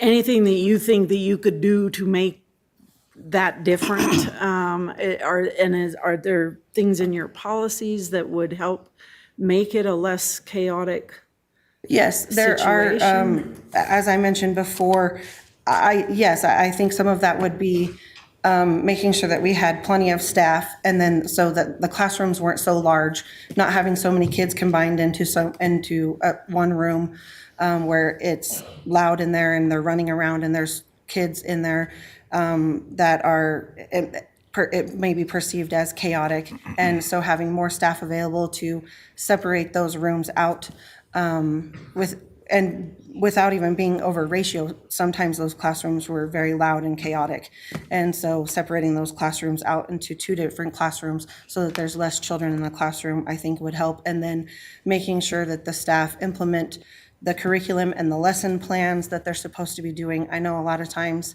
they weren't they would write out the lesson plan of what they were supposed to be doing that day, but then they didn't use the lesson plan. They may have been sitting at the desk playing on their phone, or sitting at the desk talking to a family member on the phone when they're not supposed to be doing that. And that's why I wanted to make sure that I was present to make sure that those things weren't happening. But we did have a certain curriculum, and they have lesson plans that they're supposed to write up and then follow to make sure that there's that chaos isn't going on. We also have centers in our classrooms that the kids are supposed to be divided up into so that it's not so chaotic.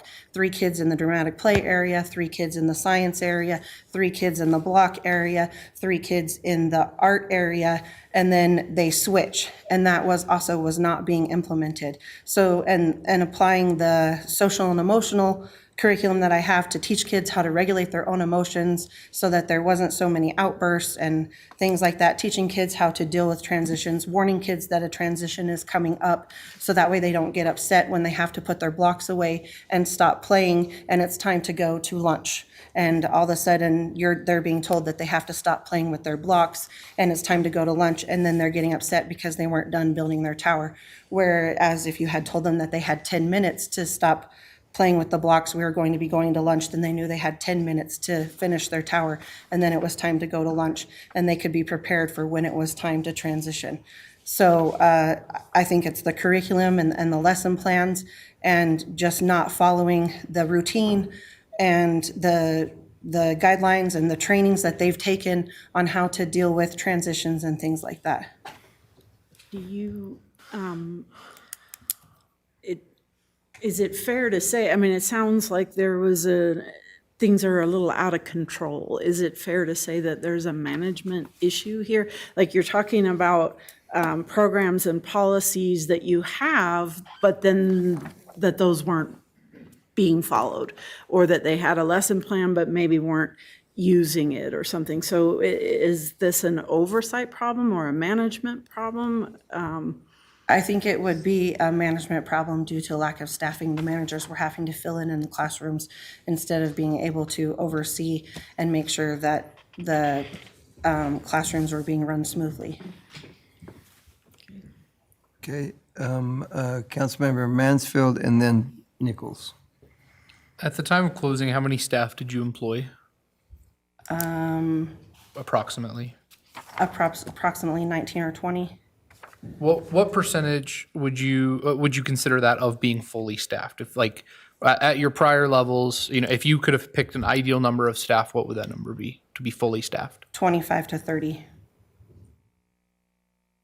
How many kids did you accept at a single time, and have an enrollment at a single time?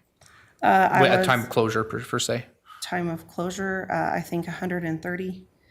What would you consider max capacity? I'm licensed for either 140 or 145. I think that is max capacity.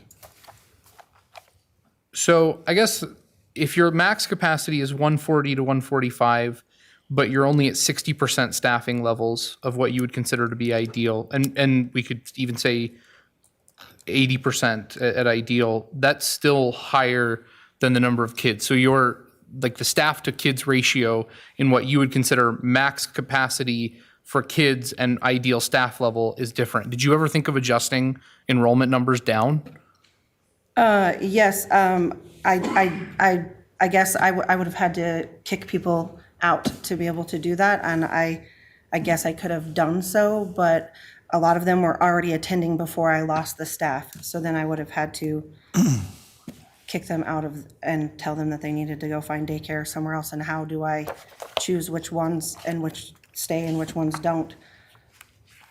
I guess. Okay, Councilmember Nichols. Hi there. Hello. So could you help me understand, say according to your training, what is the appropriate way to handle a child, say, that's under his desk and he just won't come out, or a child that's running around the lunchroom and won't stop? What is, according to your training, what's the appropriate way to handle that? Or those type of situations? A child that would be under the table and won't come out, well, first to get down on their level and try to talk to them about why it is that they're hiding under the table or refusing to come out. Try to figure out what is causing the behavior, because for every behavior, there's a reason behind it. There's a reason why they're doing that. And it's usually to accomplish a goal. Either they want something or they need something.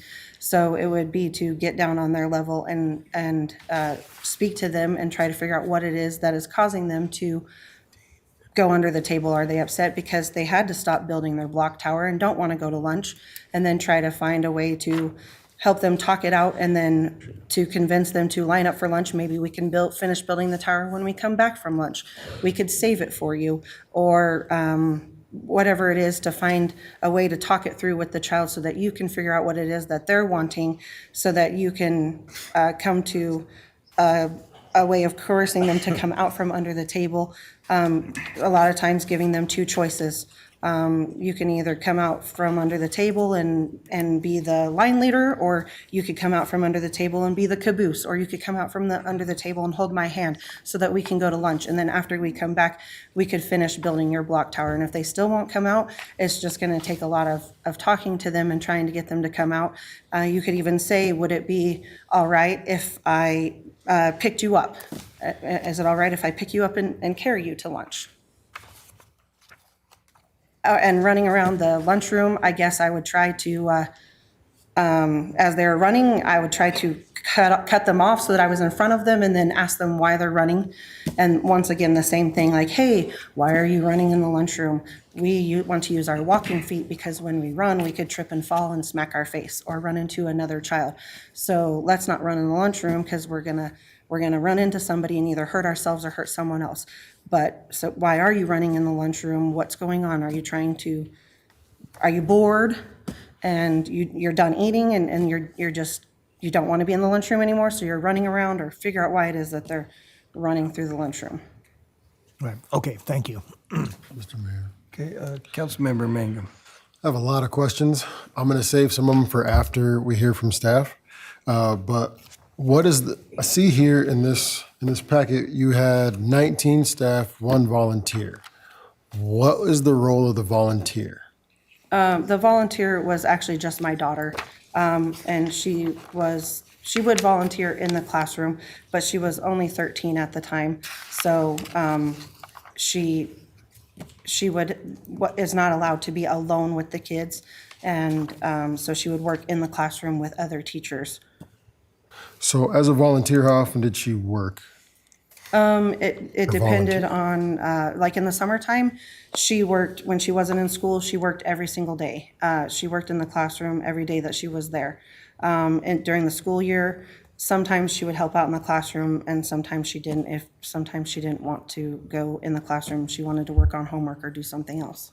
So to follow up on that, did your daughter ever, or did you ever apply for your daughter to have a visitor's license as she was working more than 12 hours within the month? I did apply for her to have her volunteer childcare license. Cool. Yes. And she got it? Yes. Perfect. So now we see here, there are 2 people here, Chad and Braxton, who were unlicensed and they were at the facility.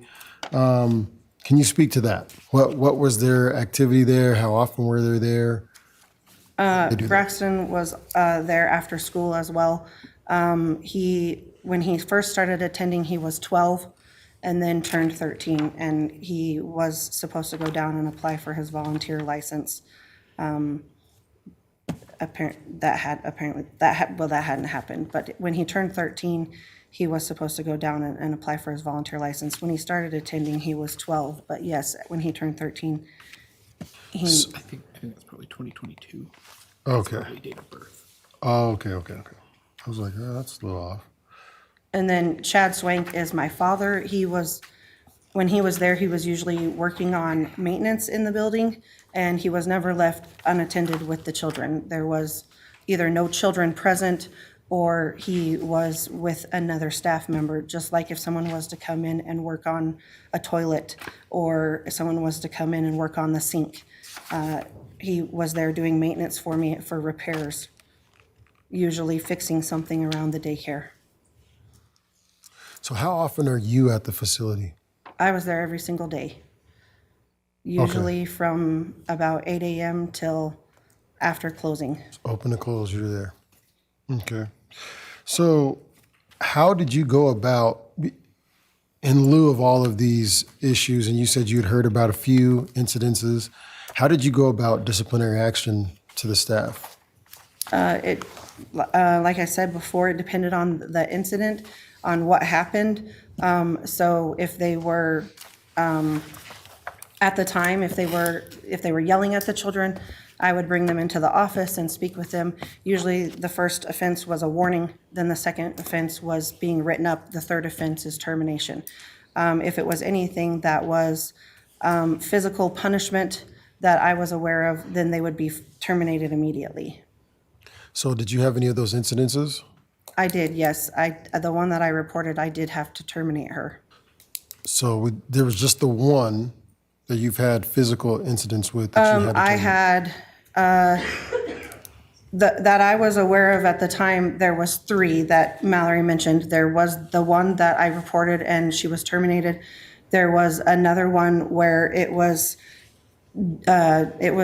deemed to be an accident. So I spoke with her about that, but she was not cited for anything and her license was not taken away. And the finding on that was it was an accident. Finding by who?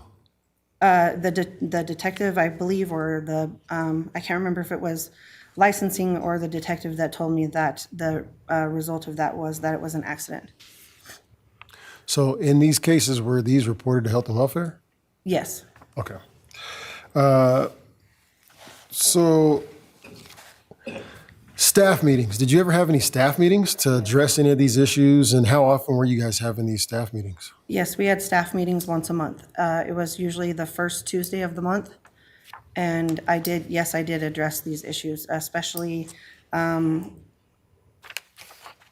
single one of them. I talked about nursemaid's elbow and pulling arms out of sockets quite often, how we can't ever grab them by one arm, that if a child's running away from you, and you're trying to grab them, you cannot grab them by one arm and yank.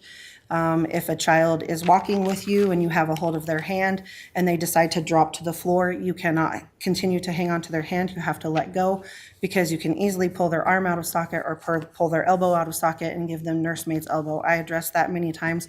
I went over the NAEYC Code of Ethical Conduct during staff meetings, especially after the one staff member was terminated and reported, and how that interaction with the child is not okay, never acceptable. So I did address these things in staff meeting. Also, how to interact with the kids and how to deal with kids that are having problem behaviors, and how to try to, when you're dealing with your classroom, try to find 2 positive things that you can think of for each child every day. When at the end of the day, think of 2 positive things that they did, or 2 positive things that you can remember from them from that day, so that you can focus on the positive and not get stressed and overwhelmed from, or get an attitude towards a certain child for their behavior. Okay. So on that line of questioning with the person the problematic children, what is your process for removal of those children? I have it in my policy, but it's supposed to be, once it's brought to my attention, I sit down and have a meeting with the parents, and we discuss the behavior. We discuss a certain timeline that the behavior needs to be remedied, by that we discuss if they need to get outside help or not.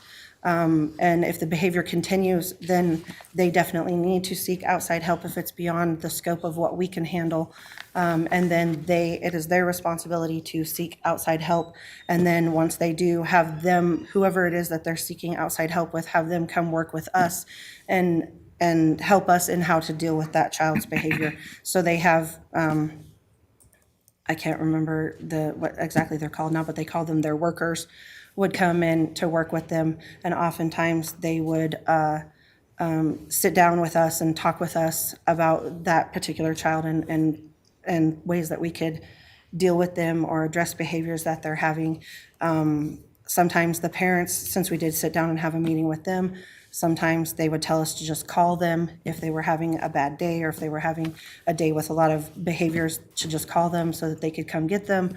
Some of the parents, after they started getting repeated calls from us to come get their child, sometimes started ignoring our calls, or would just not answer or not come pick their child up because they said that they couldn't leave work. I've left work to come pick him up because of his behavior too many times. I can't leave work anymore. You're gonna have to just deal with it. And if it got to a point where seeking outside help and then what we were doing couldn't remedy the behavior within a certain amount of time, I would give them a 5-day notice that I was expelling them from the program. So the workers, the outside help typically would be like a PSR worker. Yes. Psychosocial rehabilitation, or IBI worker. Yes. Intense behavioral intervention. Yes. So how many students did you have there in your facility who required these aids? Off the top of your head, just a rough estimate. Probably 8 to 10. Okay. So it's safe to say that a lot of these behaviors that we're hearing, they were outside of your scope of ability to address. Okay. Or not, maybe not yours, but your staff as a whole, it's probably Yes. outside of your scope. Okay. That's it for now. That's all the questions I got for you. Council, any other questions? Okay, thank you. Mallory.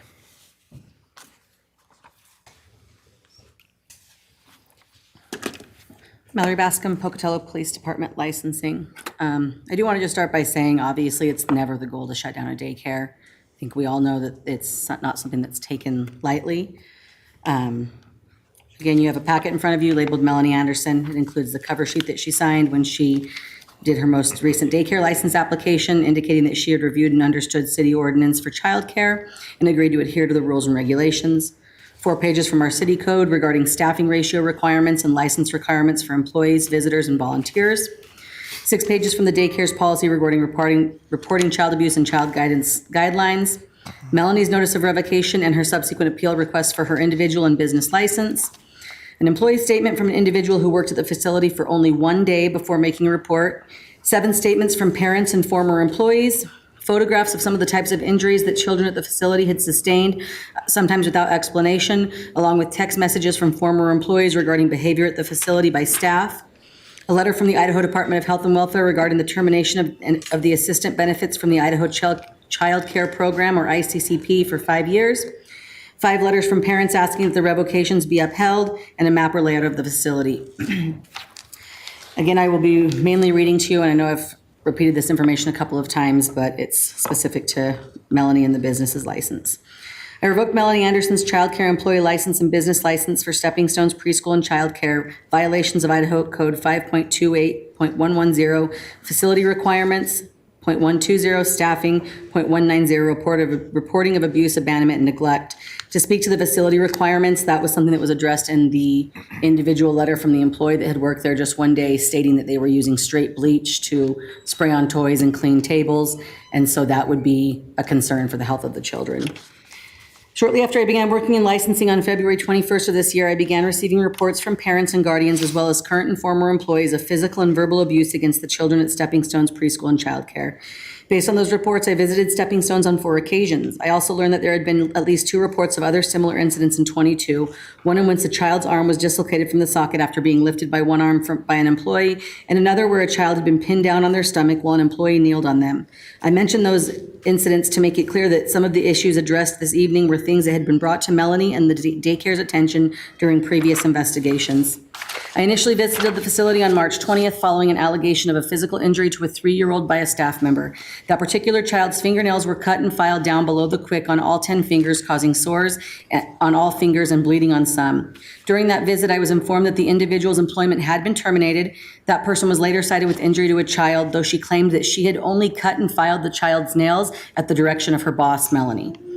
During my visit to the center on March 20th with former licensing officer Tori Eldridge, Tori overheard a child say, "She spanked me," referring to the teacher who was in the process of escorting the child to the restroom. Based on what Tori heard, we requested video footage from the daycare for the day and time frame that we were there for the inspection. As a result of obtaining that footage, 2 other teachers were cited for injury to a child and their licenses were revoked. In all, 6 employees' licenses were revoked from the facility. I again went to the facility on April 19th after Officer Handel took a separate report of a child abuse at the center. Detective Peterson was assigned follow-up and obtained a search warrant for the DVR, and we seized the DVR. In the weeks to follow, I reviewed video on a regular basis and saw the following. On multiple occasions, I saw Melanie grab or yank a child by their arm or aggressively place them under one arm and carry them around their rib cage. In one particular instance, a boy ran past her and she attempted to reach out and grab him by one arm but missed him. The boy went out of camera view and Melanie followed. She came back into view a short time later, carrying or dragging the boy by his shoulders from under his arms. The child attempted to get away, but she continued to hold onto his arms and lift him with one arm before carrying him out into the hall. A short time later, the boy nearly fell as he entered his classroom, appearing as though he was thrust into the hall or into the room from the hallway.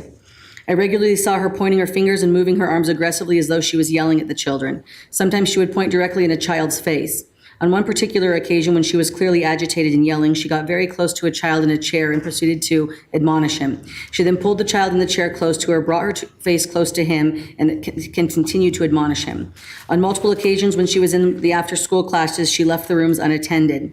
On at least one occasion, she left Kayla Fisher alone in a room to care for 15 to 18 children of various ages. At other times, children roamed or played in the hallways unattended for extended periods of time.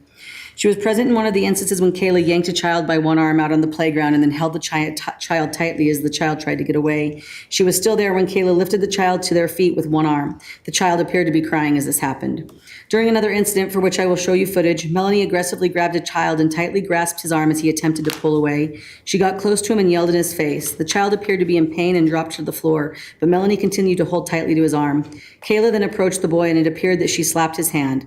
The group of children, Kayla and Melanie, then made their way outside to the playground, all while Melanie continued to hold tightly to the child's arm. The child was not wearing any shoes and was made to walk through the gravel to the playground, which was clearly painful to him. Once in the playground, Melanie finally released the child's arm. For several minutes after that, the child held and rubbed at the area on the arm that she was holding as if in pain. At points in the video, it appeared that he was crying.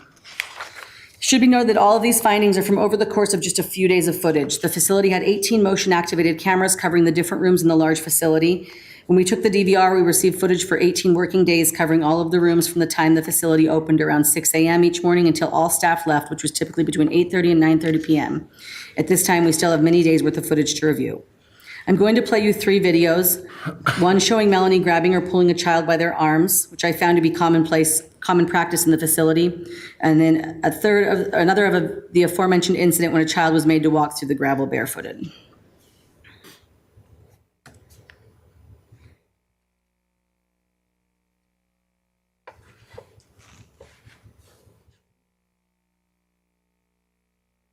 In the top right corner, she grabbed the child by his arm. There is the child out of camera view.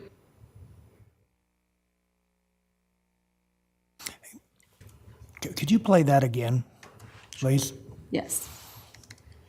Top right corner.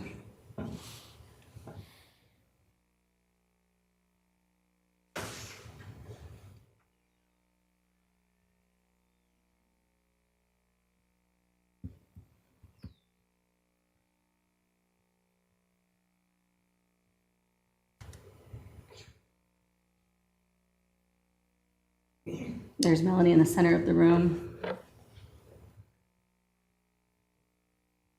Tries to grab the child by their arm. You can see Kayla do the same.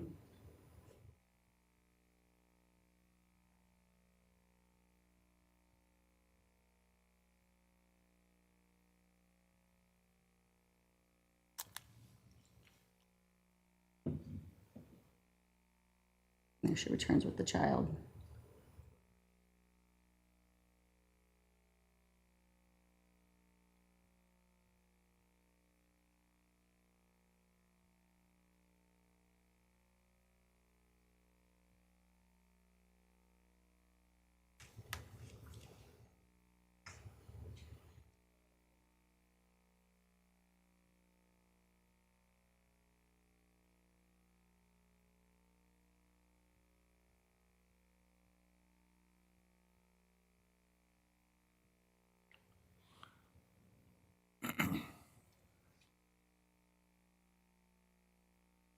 This is in the lobby near the front doors.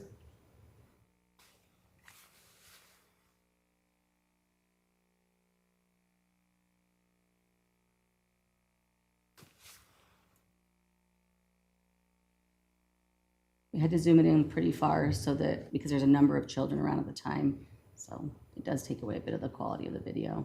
She's still holding onto his arm at this point.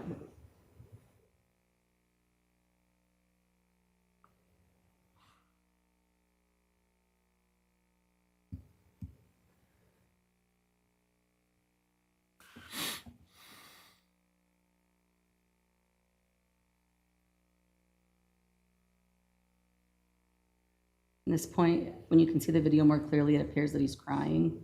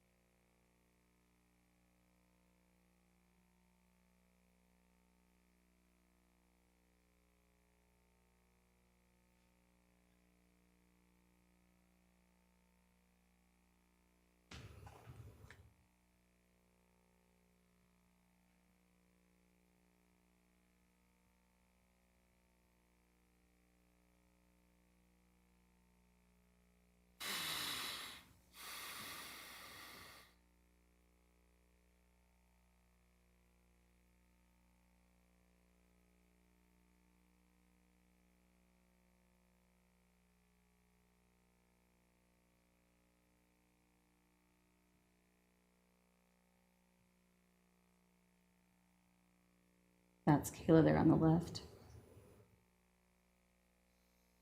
You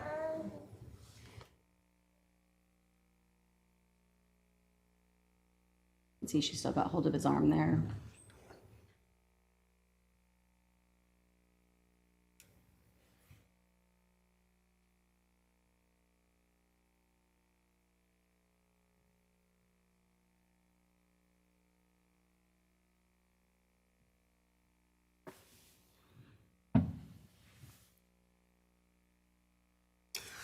Mallory, if you can tell, what is the hour of day during this video? I do not recall, because of how far it's zoomed in, I can't see the time, and I did not note that here. I think it's closer to the afternoon time after school when they're getting ready to go outside to play before final pickup. And they went outside multiple times during the day, so that could be inaccurate. But I know that this is an after-school age child, so I'm assuming he got there after school and then they went outside to play. And I believe it's probably around 4 to 5 p.m. because as I continue to watch the video, which you won't see this far on, you see when his mother picks him up.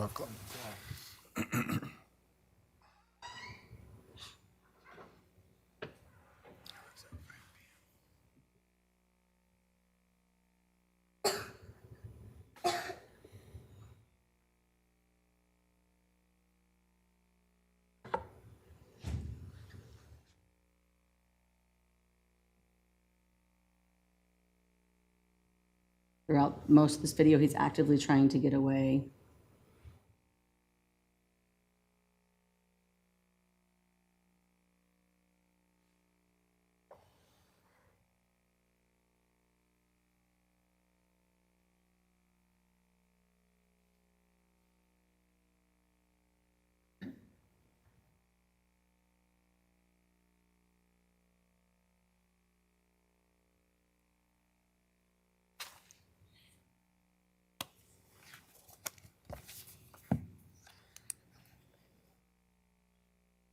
Got his shoes in his hands.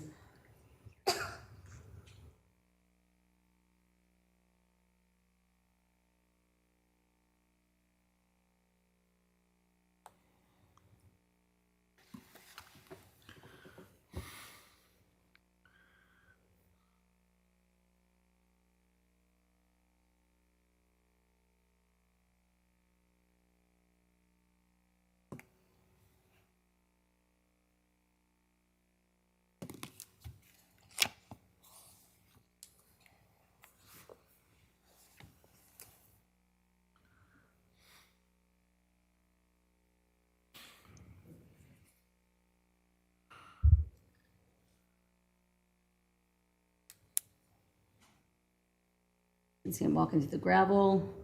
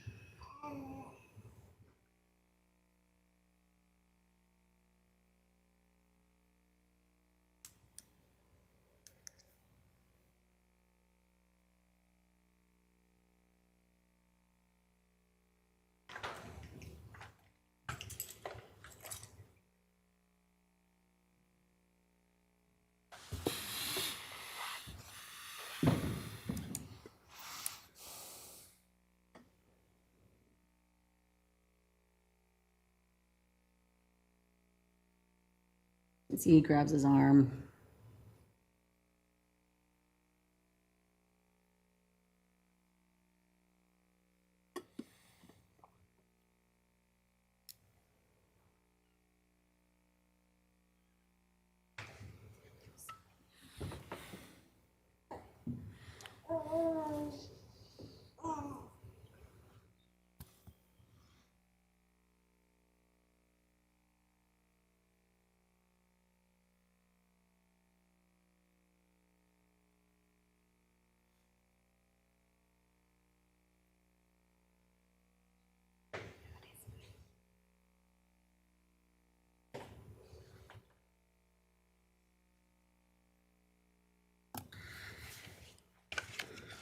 My last two visits to the facility were on May 10th and June 1st. During my visits to the daycare and in reviewing footage from the facility, I found that the center was generally chaotic and seemed to lack structure for the children.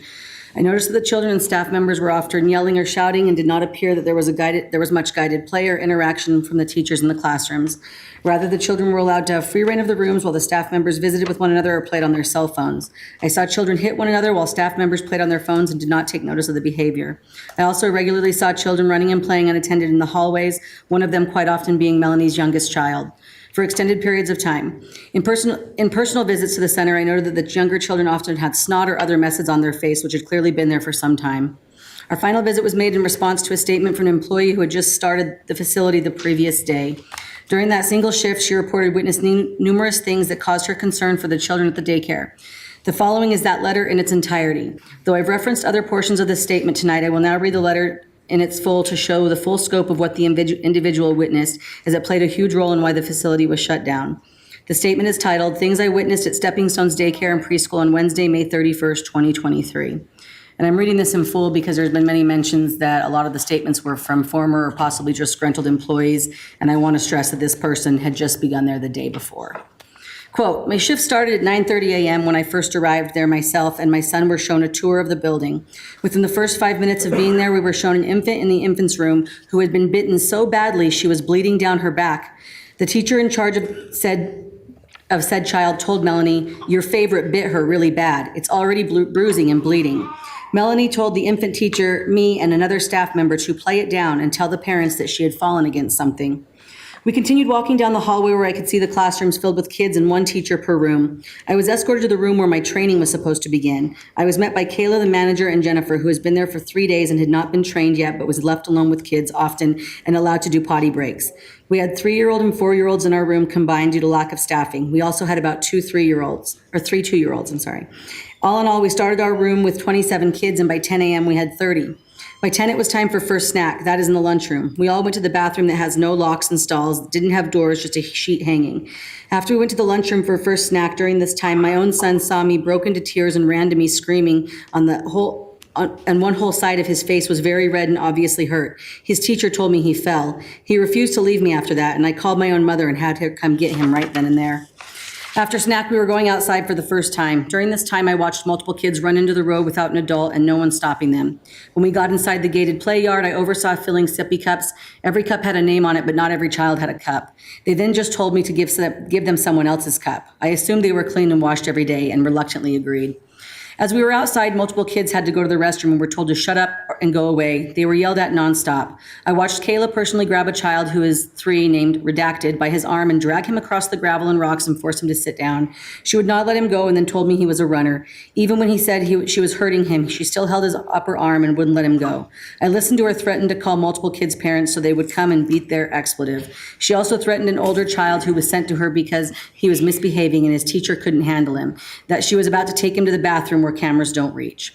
Once we made it inside, it was time for lunch. During lunch, the kids had turkey sandwiches with oranges and peas and carrots. One child who was in the 5 and up class told Rita, his own teacher, that he did not like carrots and peas. She got in his face and mocked him and mimicked him and proceeded to pick all of his food tray up and throw it on the table, thus throwing his food everywhere, and said, now you get to eat all of your food off a dirty expletive table, and made him eat his food off the table. I witnessed Rita grabbing a kid by both their arms tight and began shaking him and yelling in his face, and he shoved him back into his seat. The kids in my section were all still hungry and wanted more sandwiches, and it was to the point where they were getting up and stealing them off the carts and other kids' plates. Almost all 30 of the kids were still hungry and were told, too bad, it's all gone. Milk was dumped all over it in most of the kids' trays and lunch, and they were not offered a new tray or different food. One child had a hard toy that he had previously hit another child with that day and hit one small boy in particular so hard in the eye he instantly blocked his eye and burst some veins in his actual eye. He was wandering around to all the other adults crying, holding his eye, and was ignored until I saw him and asked what happened. And he moved his hand and showed me. I instantly picked him up and found Melanie, and her response was to take away the toy from the other kid for an hour and give this hurt child an ice cube and tell him to stop crying and to get back to class. Melanie then told me if his parents asked upon pickup to say he must have fallen during recess. Once the whole lunch scene was over, we went straight back to our classes for a nap. This was about 11:30. Kayla set up all of their beds and had taken one child named Redacted's blanket and pillow away as she had been naughty earlier. 2 children gravitated to me the most, and that was redacted and redacted. Redacted is very speech delayed and does not speak hardly at all. She insisted I held her or her hand always. She always came to me and would ask me for things she needed or wanted. Redacted, amongst others, called me the nights teacher and all wanted me to hold them or play with them. During nap time, one child had an accident in which she was scolded, yelled at, and called a baby. They took her to her mom, who also works there, to change her clothes as they changed her bedding. This was around 1:30, and I was sent to lunch for an hour. I returned at 2:30 after nap time, and everyone was waking up. Kayla was on the bus run, and Jennifer and I were tasked with waking the remaining kids. Jennifer was told to take them all to the bathroom, but forgot. We woke them all up and sprayed their bed with an unlabeled bottle of bleach. I later found out is straight bleach and not diluted. I sprayed down every bed pad and stacked them accordingly, while Jennifer woke the rest of the kids. By this time, it was time for second snack. During second snack, again, instead of their own sippy cups, they were given actual cups of water, and those were spilled everywhere. They were again scolded for this. While some kids were eating, others were running around and being naughty, and Kayla saw them and screamed at them multiple times to stop running or touching the toys that were in the totes. She then caught one child, named Redacted, who was only 2, by the back of her hair and made her cry. The others were grabbed by their arms and carried in an upright position to their seats. Once everyone finished snack, we went back outside for the second time, missing bathroom and changing time again, even though multiple kids were complaining about needing to go. Well, outside, a group of 5-year-olds joined us, and the teacher for them noticed multiple kids in our group's diapers were so full they had leaked out and peed everywhere. We took all the kids who had to be changed or use the restroom back inside and did their changing of diapers and let the rest use the bathroom and wash up. None of the kids who had peed through their diapers changed their clothes, and Kayla said tell their parents it was from a muddy puddle they had been playing in, when in reality the kids weren't allowed in the mud or they got in trouble. I watched Kayla grab a young boy by his upper arms and yell in his face for doing something with the toys he wasn't supposed to. She said the words, "You're being a retard, knock it off or I'll call your dad and he will come beat your expletive." I listened to Rita call numerous kids names like stupid and cussing at the children as well. She told one child who refused to go in the playground that he better start walking or get hit by a car since he didn't want to listen. He said he would rather get hit by a car than go in there with her, and she replied, "I hope you do." We stayed outside until the parents came to get the children, as they didn't have enough staff to keep the kids inside. When kids had to use the restroom, they were told to hold or wait. They were ignored or shooed away. One little girl was eating rocks and was yelled at to the point she broke down in tears, and I said something to Kayla about how she was really upset, and she then comforted the child by telling her she could still play, she just couldn't eat rocks because she could choke and die. She was also holding a 3-year-old by one arm in the air and was reminded that she already had her shoulder dislocated from something similar in the past and shouldn't be held like that, to which I grabbed the little girl and just held her. She then made me my cheat sheet for how my week should look on paper and explained that her and Melanie come up with the themes in the rooms and how and when we teach the kids stuff, but followed up with, mostly you'll likely just have a day like today where they will get here, maybe do arts and crafts, eat, sleep, and go home. If you keep your room clean and organized during the day, you have less to do before you go home. She then explained how we do quarterly cleanup and everyone who works there has to clean their rooms along with everyone else's and clean bathrooms so we wouldn't fail an inspection. At this time, we had 57 kids that we counted for, with 4 adults all outside at once. Around 6:30, Kayla took me inside to show me how to close down my room, which includes spraying everything besides the books with straight bleach, including the stuffed animals and baby dolls, toys in the bins, and I was told to soak them till they all look wet and leave it. We do not wipe the bleach off, as I was told to let it soak in overnight. I also learned that they do not clean or rinse the sippy cups of the kids at all. They use bleach water to soak and clean the reusable ice cubes that we put in the drinking bins, as well as the kids' plates and all other utensils. I watched Rita, Melanie, and Kayla put hands on children in a physically abusive way, verbally abuse multiple children throughout the day, and ignore the basic needs of a child. By the time I was off at 7:30, I could no longer keep myself from crying as I had previously done when I saw my son's face during snacking on my lunch. The amount of mistreatment in this place is disgusting and should not be allowed. I witnessed teachers such as Rita lie to parents about how their child was hurt, as well as Kayla when Redacted's mom came to pick her up. She told her mom the teacher pulled her hair, but Kayla was quick to jump up and say she was just trying to fix her hair after nap time and must have pulled some tangles. When a child gets hurt, I was told to play it down or pretend I didn't notice the injury. If it was a serious one, they would take a picture and say the child fell when the parents showed up. They showed me the apps they use so parents can see what's happening at the school, where they input all their own information, such as when they went to the bathroom, ate, slept, got and put in timeout, etc. But none of it was accurate except the meal times. I never saw the children get to actually play with any of the toys in the bins or anything in the classroom besides when I showed up and they were playing with glue and making art. Kayla and Jennifer did not supervise the children well, as they were distracted on their phones. Most of the kids got glue in their hair and all over their hands. It was also mentioned to me that only about 4 to 5 people that work there are CPR certified, amongst other certifications you need to legally have to work in a daycare or preschool, and they don't require immunization records upon starting, and allow other kids to have teachers' passcodes to get in and out of the building, end quote. Sorry. That individual statement and aforementioned video footage allowed Detective Peterson to establish probable cause to cite multiple employees. On our final visit to the facility, Detective Peterson cited Melanie with 1 count of injury to a child, and I revoked her license and the business license. In addition to the employee's statements, and this is starting on page 21, regarding what she saw over a single day, we received multiple other reports and statements with allegations regarding how Melanie treated not only the children in the facility, but also the staff members. These allegations included that of yelling and cussing at the children, yelling in employees' faces, not allowing employees to take breaks or lunches, making children and employees hold it when they needed to use the restroom, being physically aggressive with children in her care, personally bullying and targeting certain children, allowing other children to bully certain children, allowing her own children to be physically abusive towards staff, getting into arguments with her spouse in front of the children and other staff members, and being over ratio when caring for children. Additionally, based on video, I found that there were often 2 unlicensed individuals, an adult male and a 13-year-old male, who were allowed to roam freely in the building. According to city code, all persons 13 years of age or older who live on the premises or who are on the premises 12 hours a month or more, or who have unsupervised contact with the children where childcare is provided, shall obtain a resident visitor license. In the videos I viewed, I did see them alone in the facility, walking through the halls, going into classrooms. I've also included several written statements from parents and former employees regarding their concerns. I regularly heard that when things were reported, they would go ignored. It would not be reported to the parents and or the appropriate authorities. During an interview that Detective Garner and I had with Melanie, she admitted that they only reported, quote, serious issues to parents, and that was more or less left to the discretion of the teachers, with no hard and fast rules about what types of things should be reported. Parents indicated concerns about the lack of supervision of the children. One parent reported that their child sustained a very serious laceration to her finger while at the facility, see page 37.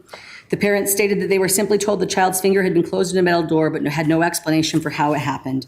Another parent who witnessed Kayla strike a child on the forehead with a water bottle stated that she reported what she saw to Melanie, and the following day the parent was approached by Kayla, stating that the parent was mistaken about what they had seen. Another parent reported repeatedly seeing 15 or more children in a classroom with only 1 teacher at a time. That parent also reported instances in the morning when they would drop off their child for breakfast and there would not be any teachers in the lunchroom, but rather an older female child, believed to be the daughter of an employee, helping with breakfast. They also reported being present several times when staff members yelled at children. The same parent reported an incident when their child fell and injured their eye, see page 38, and was allowed to go inside to take a nap without anyone checking for a concussion. Additionally, they stated that a large chunk of the child's hair was cut out by another child during nap time, and it went unnoticed until the staff member found the hair after nap, stating that they, quote, got the impression that no staff member was present in the classroom when this happened. That same child was given medicine for an upset stomach without anyone consulting a parent or completing a medication report. They reported their child occasionally came home with bruises on their arms, which were concerning because, quote, they resembled marks made by fingers being grabbed, see page 39. Other parents reported frequently finding their child's diapers soaked through and severe diaper rash that was not there when they dropped off their child. One parent reported that the child was going home crying nearly every day because Melanie and Kayla always screamed at him. This was the same child who had been made to walk barefoot through the gravel. Employees reported being told on multiple occasions not to report incidents to parents. An employee reported a power outage that lasted nearly 3 hours, during which they said they had limited access to her flashlights. The employee said Melanie and Kayla yelled in their face because she had taken it upon herself to show the children a movie on her cell phone to calm them down. Another employee reported sustaining a severe eye injury at the hand of an employee's child. An employee reported witnessing verbal altercations between Melanie and her husband in front of children at the daycare. A former employee reported frequently being left alone with 18 or more children at a time, stating that when she asked for help, she would be told she would have to wait. Several other employees, both current and former, made similar statements. It was also reported that Melanie had been reporting children for ICCP funding even when they were no longer attending daycare at the facility or were not there on certain days. See pages 42 through 45. ICCP provides child care assistance by paying a portion of the child care costs. As a result of our investigation, Melanie was terminated from receiving ICCP funding for 5 years. Most notable of the unreported incidents was from an investigation that was conducted by Detective Garner, where possible inappropriate behavior between children had been witnessed by a parent who later reported it to the police. When Detective Garner and I spoke with Melanie about the incident, she said that she had been made aware of the incident but did not know the specifics. She never reported the incident to law enforcement or health and welfare. In reviewing footage from the facility, Detective Garner found that the incident in question involved a group of approximately 5 children who, although they were in a room with a teacher, were unsupervised for approximately 5.5 minutes while one child exposed themselves to the other children. During that time, another child took a toy and stuck it between the buttocks of the other child. The incident went on for several minutes until a parent entered the room and alerted the teacher to what was going on. Despite several staff members later stating that they were at least somewhat aware of the incident, none of them reported it. Additionally, we learned that none of the parents of the children involved were informed of the incident by staff members at the daycare. As defined in our child care code under 5.28.010, the purpose of this chapter is to promote a child care environment where children receive safe, healthy, and developmentally appropriate care. While it is never the goal to close down a daycare, especially in time when child care is difficult to come by and costly, it is most certainly always the goal to make sure the children are cared for in a safe and healthy environment when they are away from their parents. Based on the reports that I received, the statements from parents and employees, and the things I witnessed in person and on video, I believe that it is in the best interest of our children that the revocation of Melanie Anderson's child care and business license for Stepping Stones Child Care and Preschool be upheld.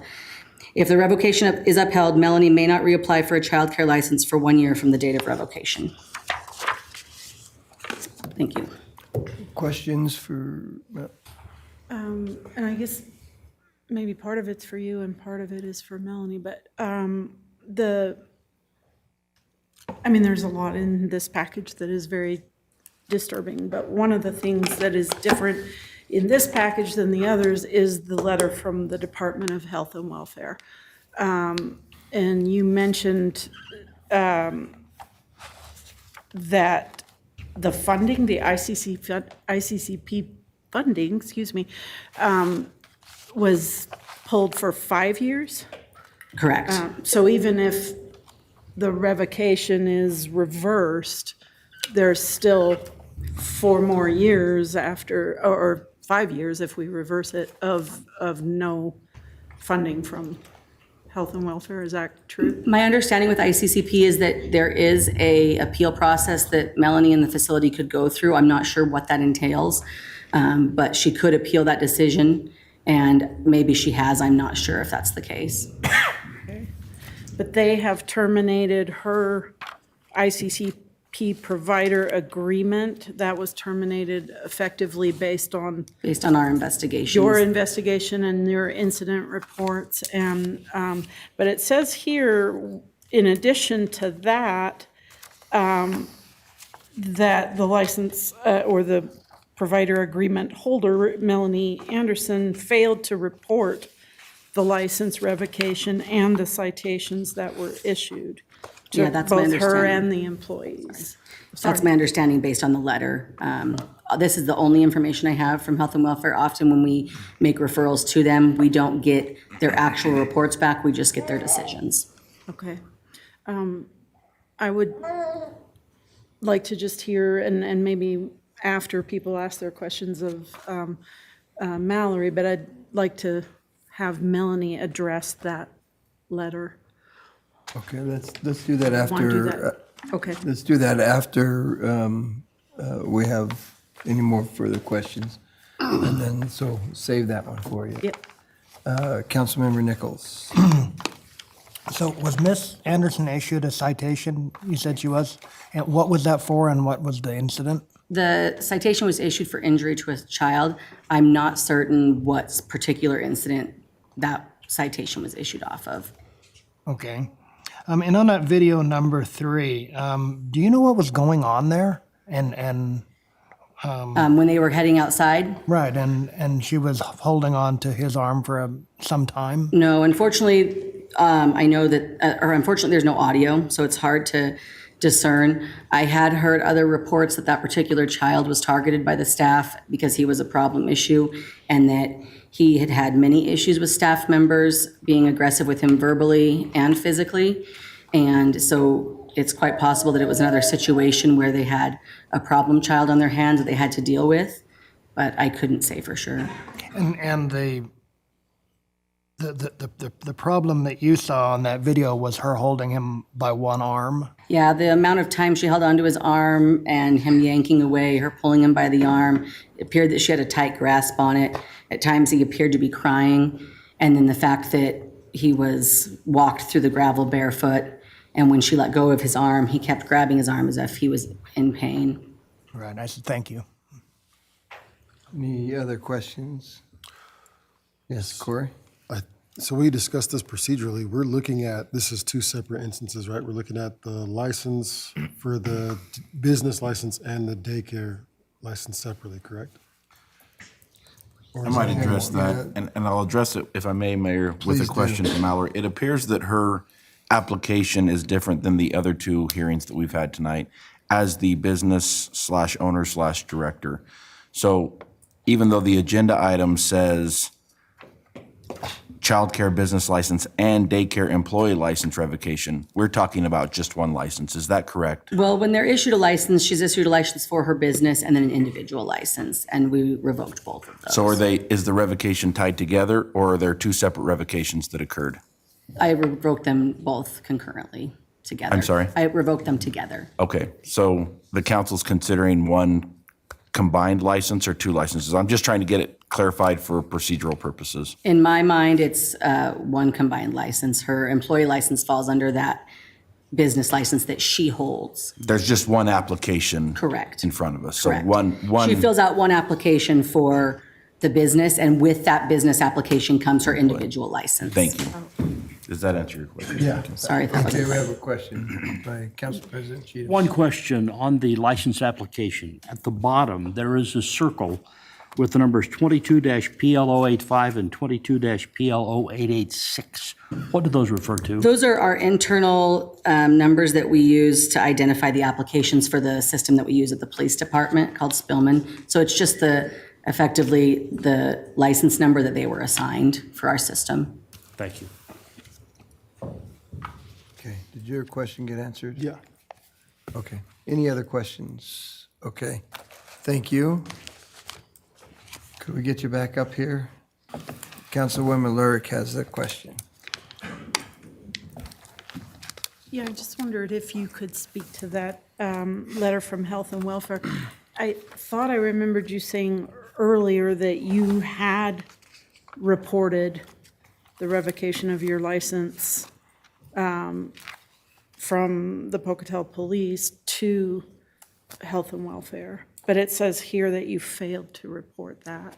No, I don't know if you specifically asked me about the revocation of my license. No, I thought in your narrative, I thought I heard you saying something about that you had reported it. Maybe I misheard. No, I did not. When I asked if I needed to, I was told that they had already been informed. Okay. So you think that you did report both your license revocation and the citations that you and your employees were issued? No, not that I reported it. When I was, after everything had happened, I was obviously quite in shock and was trying to process everything. And when I asked if I needed, what I needed to do to inform Health and Welfare, I was told that they had already been informed by the police department about the revocation and citations. Okay, I've got a question by Councilmember Mangum. So that third video was a little difficult because I can see you're trying to restrain what would be a difficult child or someone who's possibly acting out. And so with the physical touch and the restraint, where would you say did you possibly cross the line, do you think? What in your facility, what is crossing the line in that? I can't really answer that question. That is the incident that I have been charged with a citation for. So I cannot really answer any questions on that incident. I've been advised my attorney to invoke my right to plead the fifth on that. Mm-hmm. So the other incidents that I just see a whole lot of mismanagement due to staffing issues, right? Children who are touching each other in a sexually improper manner, toys in someone's buttocks. I think that if there were staff there to maintain the functionality of the center, we might be in a different place, right? I agree. And that particular incident, I did question the teacher about that, and she told me that was not what happened. She told me that he had the dinosaur or whatever it was near his buttocks, but did not go between his cheeks. And the detective had already taken my DVR at that point, so I could not review video. So what was the outcome? So I asked her if that's what happened. She said no. She was very adamant that that's not what happened, that the parent had informed her that that was going on. She turned around and that was not what was going on. And then the police showed up to investigate that incident. He reported it, the parent that saw it reported it to me. I asked the staff member about it, and then he reported it to the police, and they showed up to investigate. And I could not actually review the video to see if that's what happened because they had already taken the DVR at that point. So I could not review the video to see if that's actually what happened. And the teacher was very adamant that that was not what had happened, that she turned around and that's not what was going on. Okay, Councilmember Nichols? Yeah, just to follow up on that, what did the police ultimately do? They came in and questioned me. They questioned the teacher that was present in the room at the time. I believe that they questioned Kayla, and then they questioned another teacher that I don't know if they thought she was in the room at their time or they thought that she might have information on the incident. So they questioned the four of us, and then they left after they questioned the four of us, and then I was actually served with another search warrant from the detective involved in that investigation the next day, saying that she would be looking at video to see what happened, and I actually didn't hear anything about it after that. I was not informed of what the result of the investigation was or of their findings. I didn't know what happened with it after that. Okay, thank you. Any other questions? Any other statements that you might have? No, not really. I know that the statement that she read from the employee that worked there for one day, and that was their reason for going in and shutting us down. I don't know what her motivation is, but I believe that most of that was lies. And I know that we don't use straight bleach on the ever. It's diluted. So that was a lie. And I know that the child that she was referring to, that she said, don't pull her by the arm like that. She's had her arm dislocated before. That kid did not even attend the daycare at that point. That was the incident in 2022 that was found to be an accident, and that kid did not even attend the daycare at that point any longer. So that could not have happened. She didn't even attend the daycare anymore. So, and I have a statement from other teachers who were in the facility that day and around the particular teachers that were mentioned, and their statement is completely different than hers.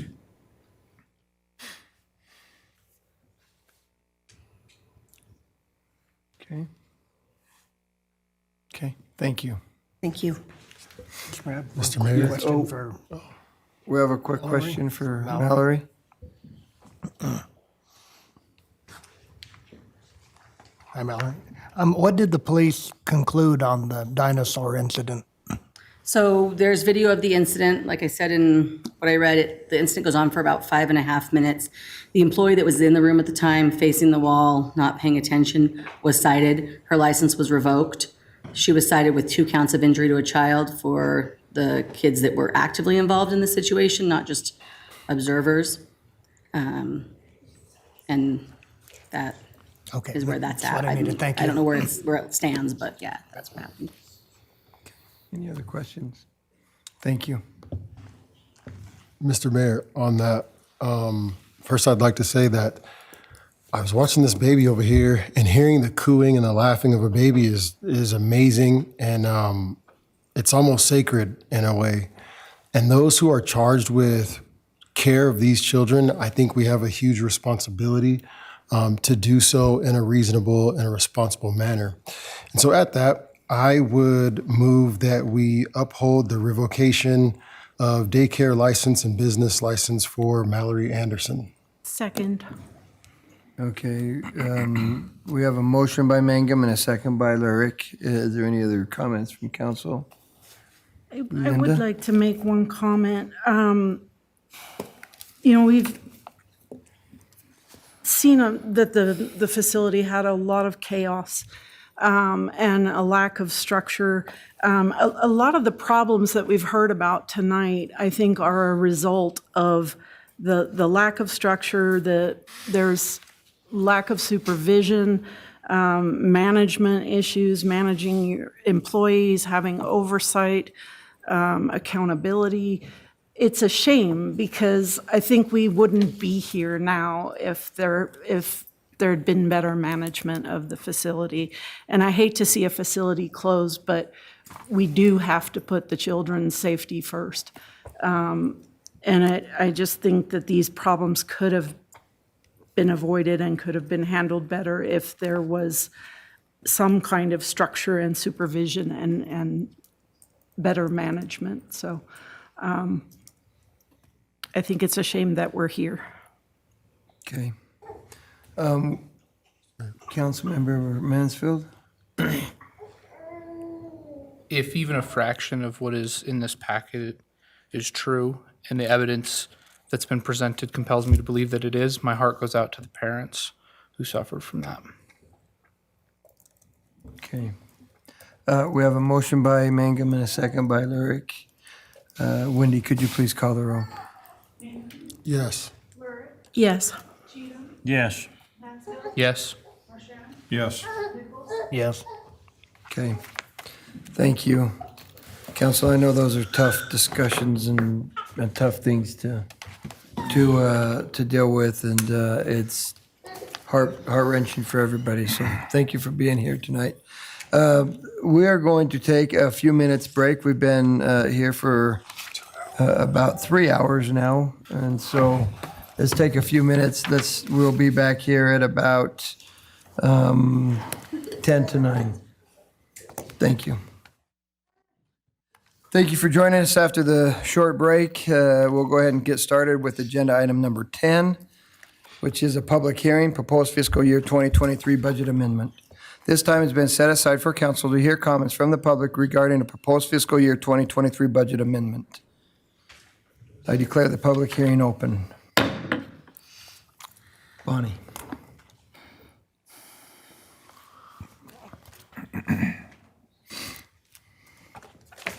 Good evening, Mayor and Council. Bonnie Schrader with the Finance Department.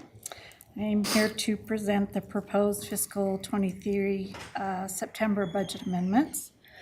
Our budget was built in the spring of 2022, and it's difficult to forecast that far out for anticipated new funding sources or expenses. So we find it necessary to amend the budget to account for these situations. Although the city may be awarded a grant, they do not have the authority to spend it. And so that's what we need the budget amendments for. It's similar to the original budget process where we publish a public notice with the details, hold a public hearing, and then adopt an amended budget ordinance. In the interest of time, I'm not going to read every line item request. So we have a total of 15 for a total of $3,326,375. I would, however, like to point out that we changed the format of the report, and we think it's more transparent and easier to understand. We grouped the requests by fund, put in the beginning amended budget, and then the proposed budget balance after those amended requests. Any questions? Questions, council? Okay. All right. Bonnie, before you leave, have you received any written testimony? No, I have not. Okay, in your office. Madam Clerk, have we received any written testimony in your office, correspondence? And nothing additional, no. Okay, thank you. Thank you. Then we would look for any testimony supporting the application. Any testimony uncommitted to the application?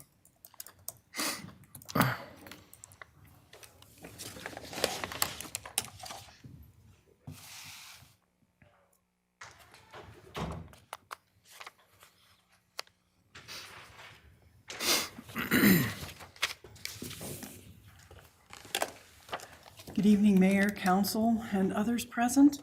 My name's Lydia Noble, 2042 Cassia Street in Pocatello.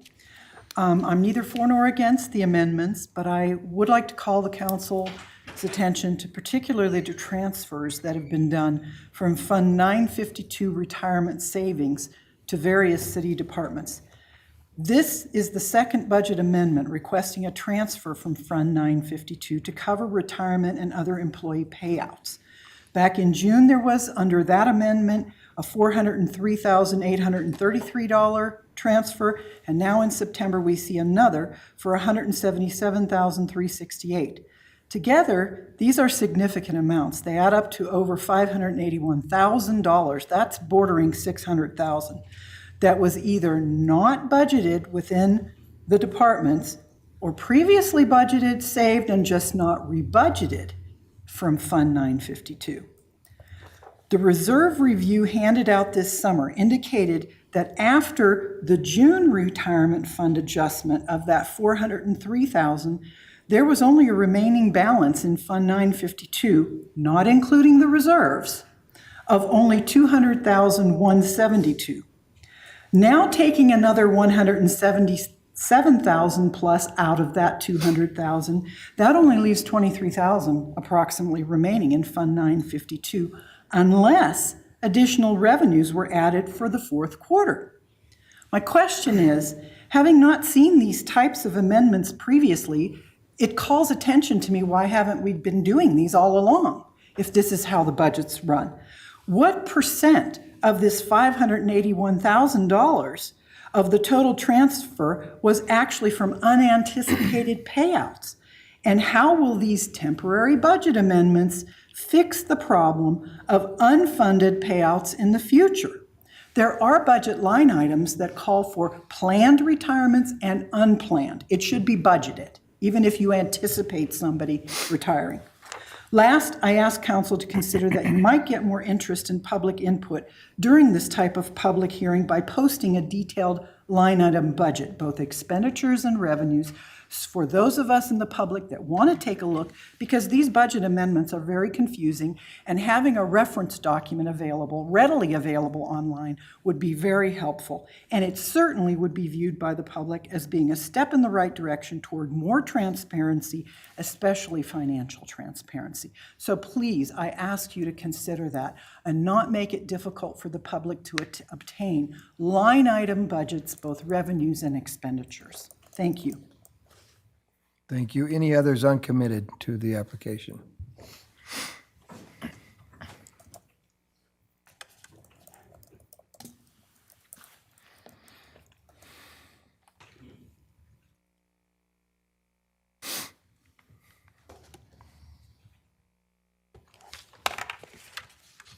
Heather Disselkoon, Pocatello.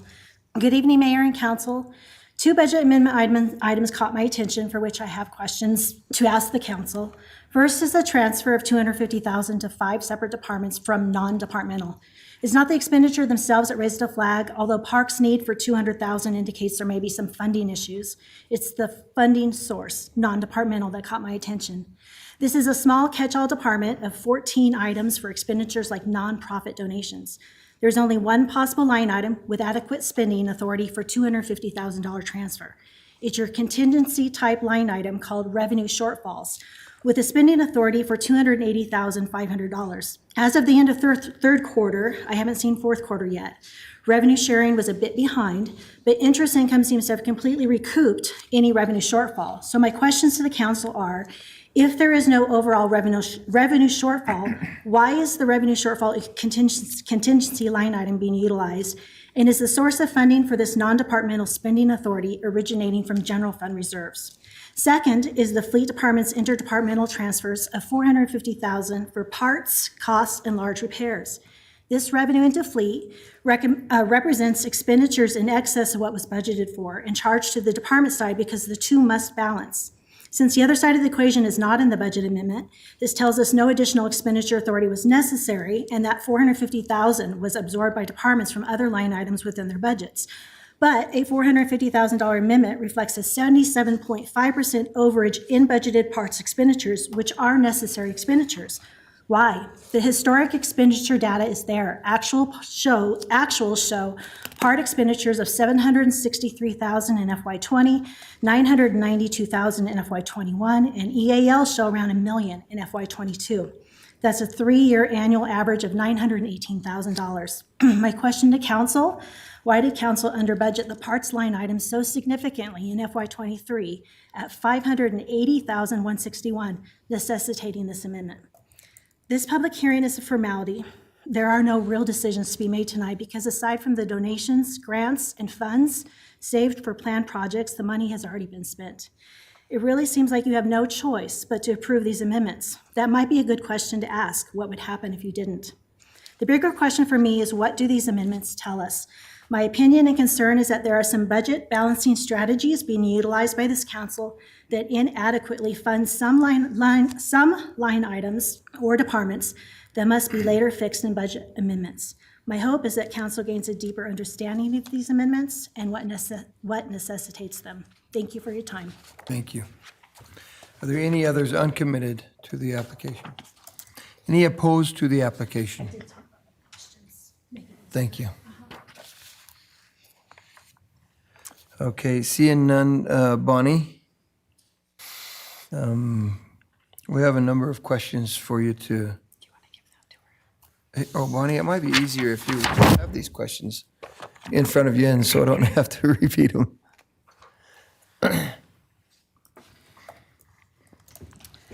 Okay, Lydia's question regarding retirement. I haven't been here quite a year, but I understand that it was not budgeted in FY23, but we do have a monthly amount going into that Fund 952.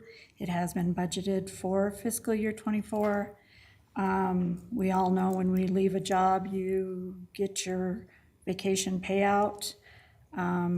We can't always know on that how much it's going to be or who's going to leave. We do try to budget for the planned retirements as such. So Bonnie, I might be able to just give you a little bit more information on that and answer that question a little bit deeper. A few years ago, we were putting retirements into Fund 952 in case when somebody said, I have an intent to retire, we put the money in there, we would budget it, we'd put the money in there so that we would have that savings account, that bank account. And then every time you would have to do a budget amendment when somebody did retire, because they didn't always retire during that year. Right. And when that happened, if they did not retire, what we found clear back, what we found was we were taxing our citizens for that retirement every year. And so to be conservative in our budgeting, we taxed 1 year for it, and that was it, so that we were able to maintain and save that money, which actually reduced our tax ask by quite a bit when we did that. A few years ago, there was an uproar. There was a demand to remove and cut $1 million out of the budget. We did that. But that line 952 was ignored for the last few years. And so this year, we finally, after the last few years of not budgeting for that, that's why that balance has dropped down so much. Right. So now this year, moving forward, the council sees the value in that, where our previous council didn't see the value in that, and that conservative budgeting is started back up again. And so there will be some, on every one of these, we don't know who's going to retire. Sometimes somebody just says, I'm done, I'm going to retire, and they haven't given us the heads up that they were going to that year. And so we have to have something there for that. And we don't want to, and don't feel it's appropriate to take the tax dollars every year for that. If we don't have to, we can set it up once and then just go from there. And so that's why 952 had a lot of money in it in the past and now has dwindled down to so much. And I appreciate Lydia's concern, because it's a concern of ours too. And so that's why we fixed it. So, thank you. To address the fleets interdepartmental, they support other departments.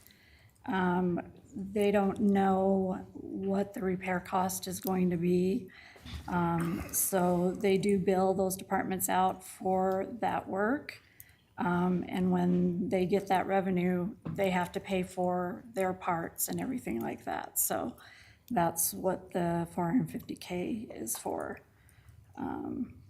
to cover the parts and labor and everything that they did for work for the other departments.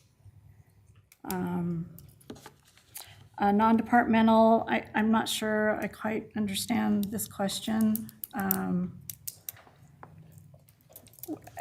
When we just transferred 50,000 to parks from non-departmental, it's within the same general fund, and we still have to show that as an amendment from one line item to the other with the movement. We show that as part of the transparency that. Right. That we want to make sure we're showing, okay. Right. I think we had a question from. So the increase, if I understand this right, it was stated that there's an increase. We should know historically what fleet spending was going to be because we can look in past, but does that, looking at now, does that equate or factor in inflation? Is that why that 450, or is that why it's hard to kind of look in retroaction? I'm not quite sure Or what retrospect? the details are So- in that amount. Council President Cheatham, and then I might be able to explain it I if. talked to Gene about this afternoon, and a lot of what we're talking about is spending authority. Fleet bills a department, they get the income, but they don't have the authority, the spending authority to spend that money to replenish what they've done. So a lot of what we're talking about at the transfers is the other side of government accounting. It's the spending authority is what we're really doing here. And if I could add one other thing, I think in the past we've said that we would rather undershoot some spending authority areas because it would be a bigger problem if we over granted streets or fleet, for example, if we told fleet they could have $10 million and then they only made $5 million in revenue, like they have spending authority now to spend tax dollars that they should not otherwise have access to. So it's better to undershoot the spending authority of those departments that rely on intertransfers and then make those adjustments to proper numbers rather than overshooting and giving them spending authority they don't actually have. Yeah. Okay, does that answer the questions? I think it does. So is there another question there? I mean, the ones that were written down? Just the 250,000 from non-departmental.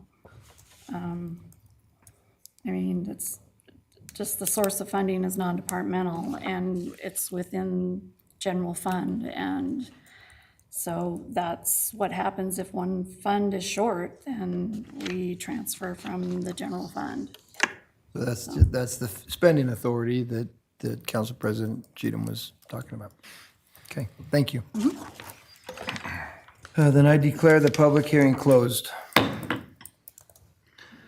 Okay, we will move to agenda item 11, the final plat application, Brock Place Townhomes PUD subdivision.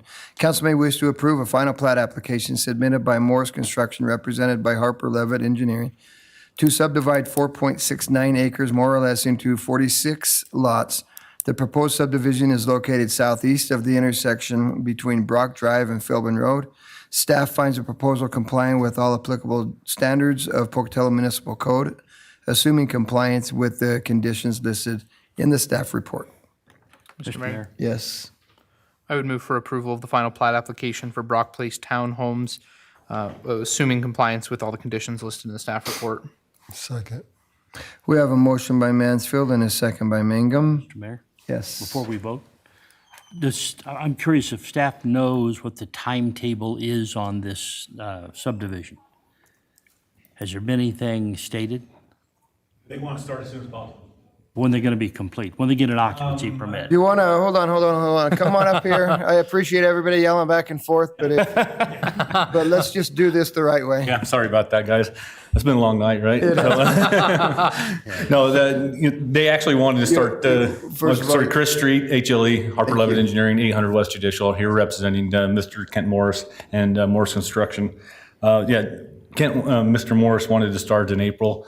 He's wanting to start digging as fast as he can and hopefully have some foundations in the ground by the time it freezes. So we're hoping to be finished up by late spring, most likely early summer with this. So with the parking lot and Have the construction permit by then? I mean, the occupancy permit? on some of the structures, not all of them. So. Good. Good. So just to remind the council, these are townhomes and fourplexes. There's 8 fourplexes on individual lots, 6 townhomes in blocks of 6. 36 townhomes in blocks of 6. So we'll have those will be private owned, and then the fourplexes will be rentals. So Good. okay, Okay, Thank you. Corey, Yeah, Merrill. thank you. did you have a question, Brent? Okay.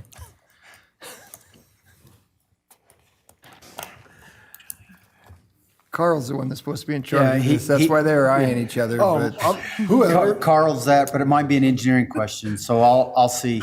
And it's Merrill with the City of Pocatello Engineering Department. So with the increase of residents that will be in this area, it'll probably increase traffic, correct? That is correct. So is there any plan or idea, thoughts on widening these roads or adjusting these roads, maintenance on these roads, or do we have the proper infrastructure here to support what will be built here?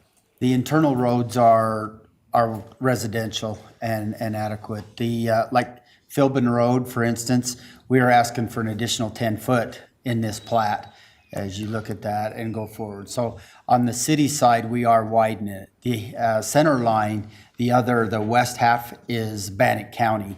So unless something happens on the other side and we annex in, that the west side of the road will remain the same. And of course, we're doing, the Hawthorne-Quinn intersection and some of the improvements around in that is also takes into account growth in all this area. Mr. Mayor? Okay, yes? Go ahead. No, go, I'm sorry. I'm just curious, Mr. Mayor, what are we going to do with half a road, 10 feet of half a road? Well, that would widen the road on our side from the center line out. That'll be 25 feet. Still just one lane? On there. It'll still be the one lane, but as growth starts to happen more out in Chubbuck and that, and back and forth, then we can go to 3 lanes if we have to with the turn lane. And even with the width we have a little bit wider, there's possibilities we could look at a third lane, a lane for a turn lane, and that as we start looking that out in the future as stuff goes. So we're already planning what we can control, and when development comes in, getting the proper width on the half a road that's being developed right now. And then as the west side, if it comes in and starts for development, we'll do the same thing there. Follow up. Okay. Are we going to do an easement on this additional 10 feet, or are we actually going to build a road? It's actually, that part is an easement, but we're also widening the road out. If you look at where it's at right now, the curb and gutter, compared to where the asphalt is, where that hasn't been developed. So it is actually being widened, but then we have an additional 10 foot on top of that 50 years down the road, when I choose to retire, then we'll widen it then. Good to know we have you for another 50. Thank you. Put that in writing. I'd like to hear from Carl. He looks dressed for camera. He is. And so, Yes, Carl Anderson for the record. I just want to hear your perspective. Looks like you guys are going to arm wrestle to see who came up. So I just want to hear your perspective. Sure. Does it all fit? Is it all looking? Sure. So this has been before the council as a planning and development. That PUD application was approved by the council in April of 2020. That was heard by both the Planning and Zoning Commission and City Council. P&Z has recommended approval of the preliminary plat for this application. Staff's recommending approval with conditions. Okay. Thank you. Thank you for the opportunity. Absolutely. Don't do that, Carl.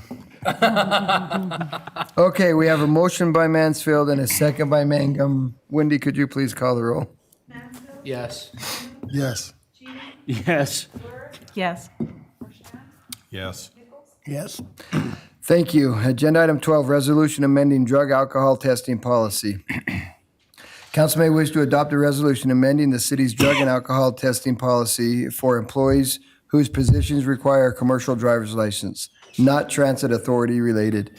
This amendment updates the job titles listed in Appendix A, which are subject to drug alcohol testing, and appoints a member of the legal department as a city designated employee representative.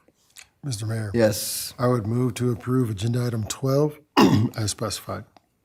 One second. We have a motion by Mangan and a second by Nichols. Wendy, can you please call the roll? Yes. Yes. Yes. Yes. Yes. Yes. Thank you. Agenda item 13, resolution amendment, amended Public Transit Department drug alcohol testing policy. Council may wish to adopt a resolution amending the drug alcohol testing policy for Transit Department safety-sensitive employees, which replaced the policy previously adopted in October 17, 2019. The amendment appoints a member of the legal department as a city designated employee representative, DER. Mr. Mayor. Yes, Council President. Mr. Mayor, I would move to approve the resolution for the amended Public Transit Department drug alcohol testing policy as specified in agenda item number 13. Second. We have a motion by Cheatham and a second by Mangum. Wendy, could you please call the roll? Yes. Which name was that? We're trying. It's late. Yes.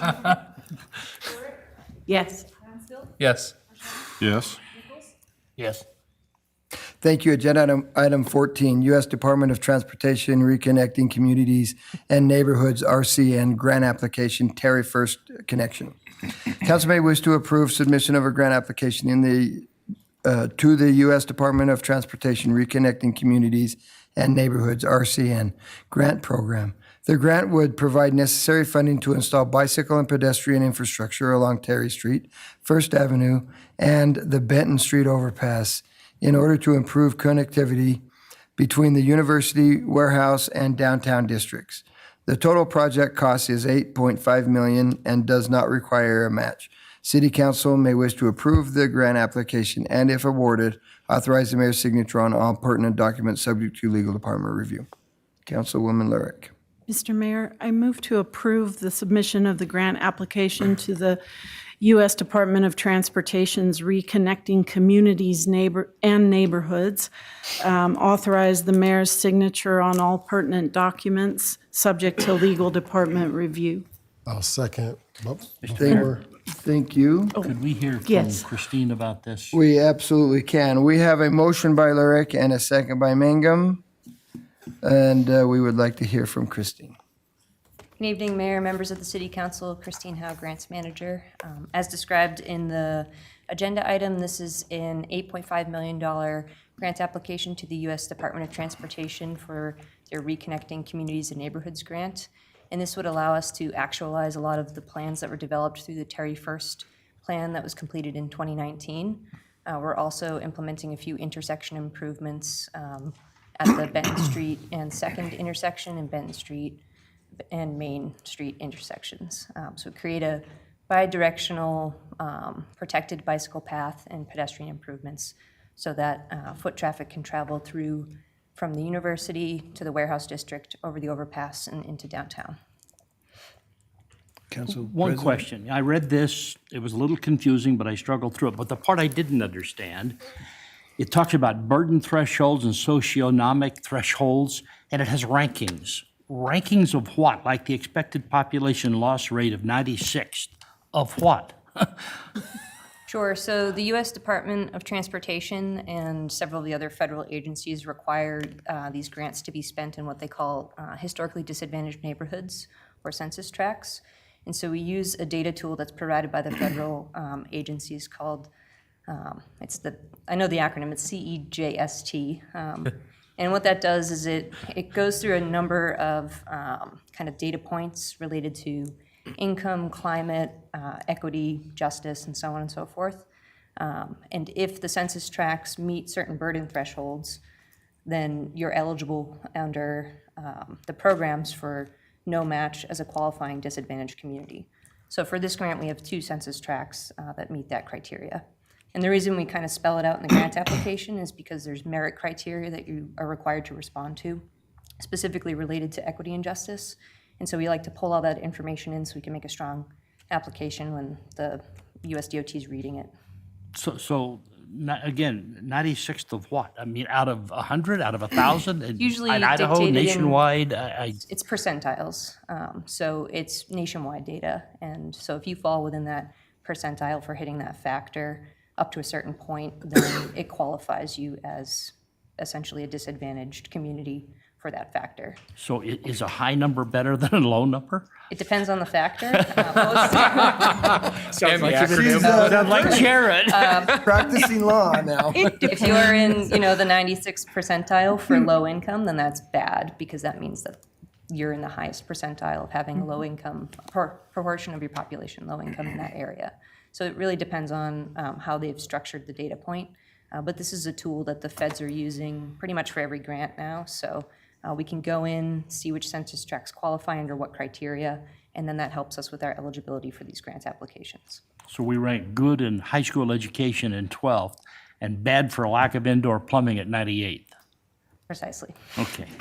Okay.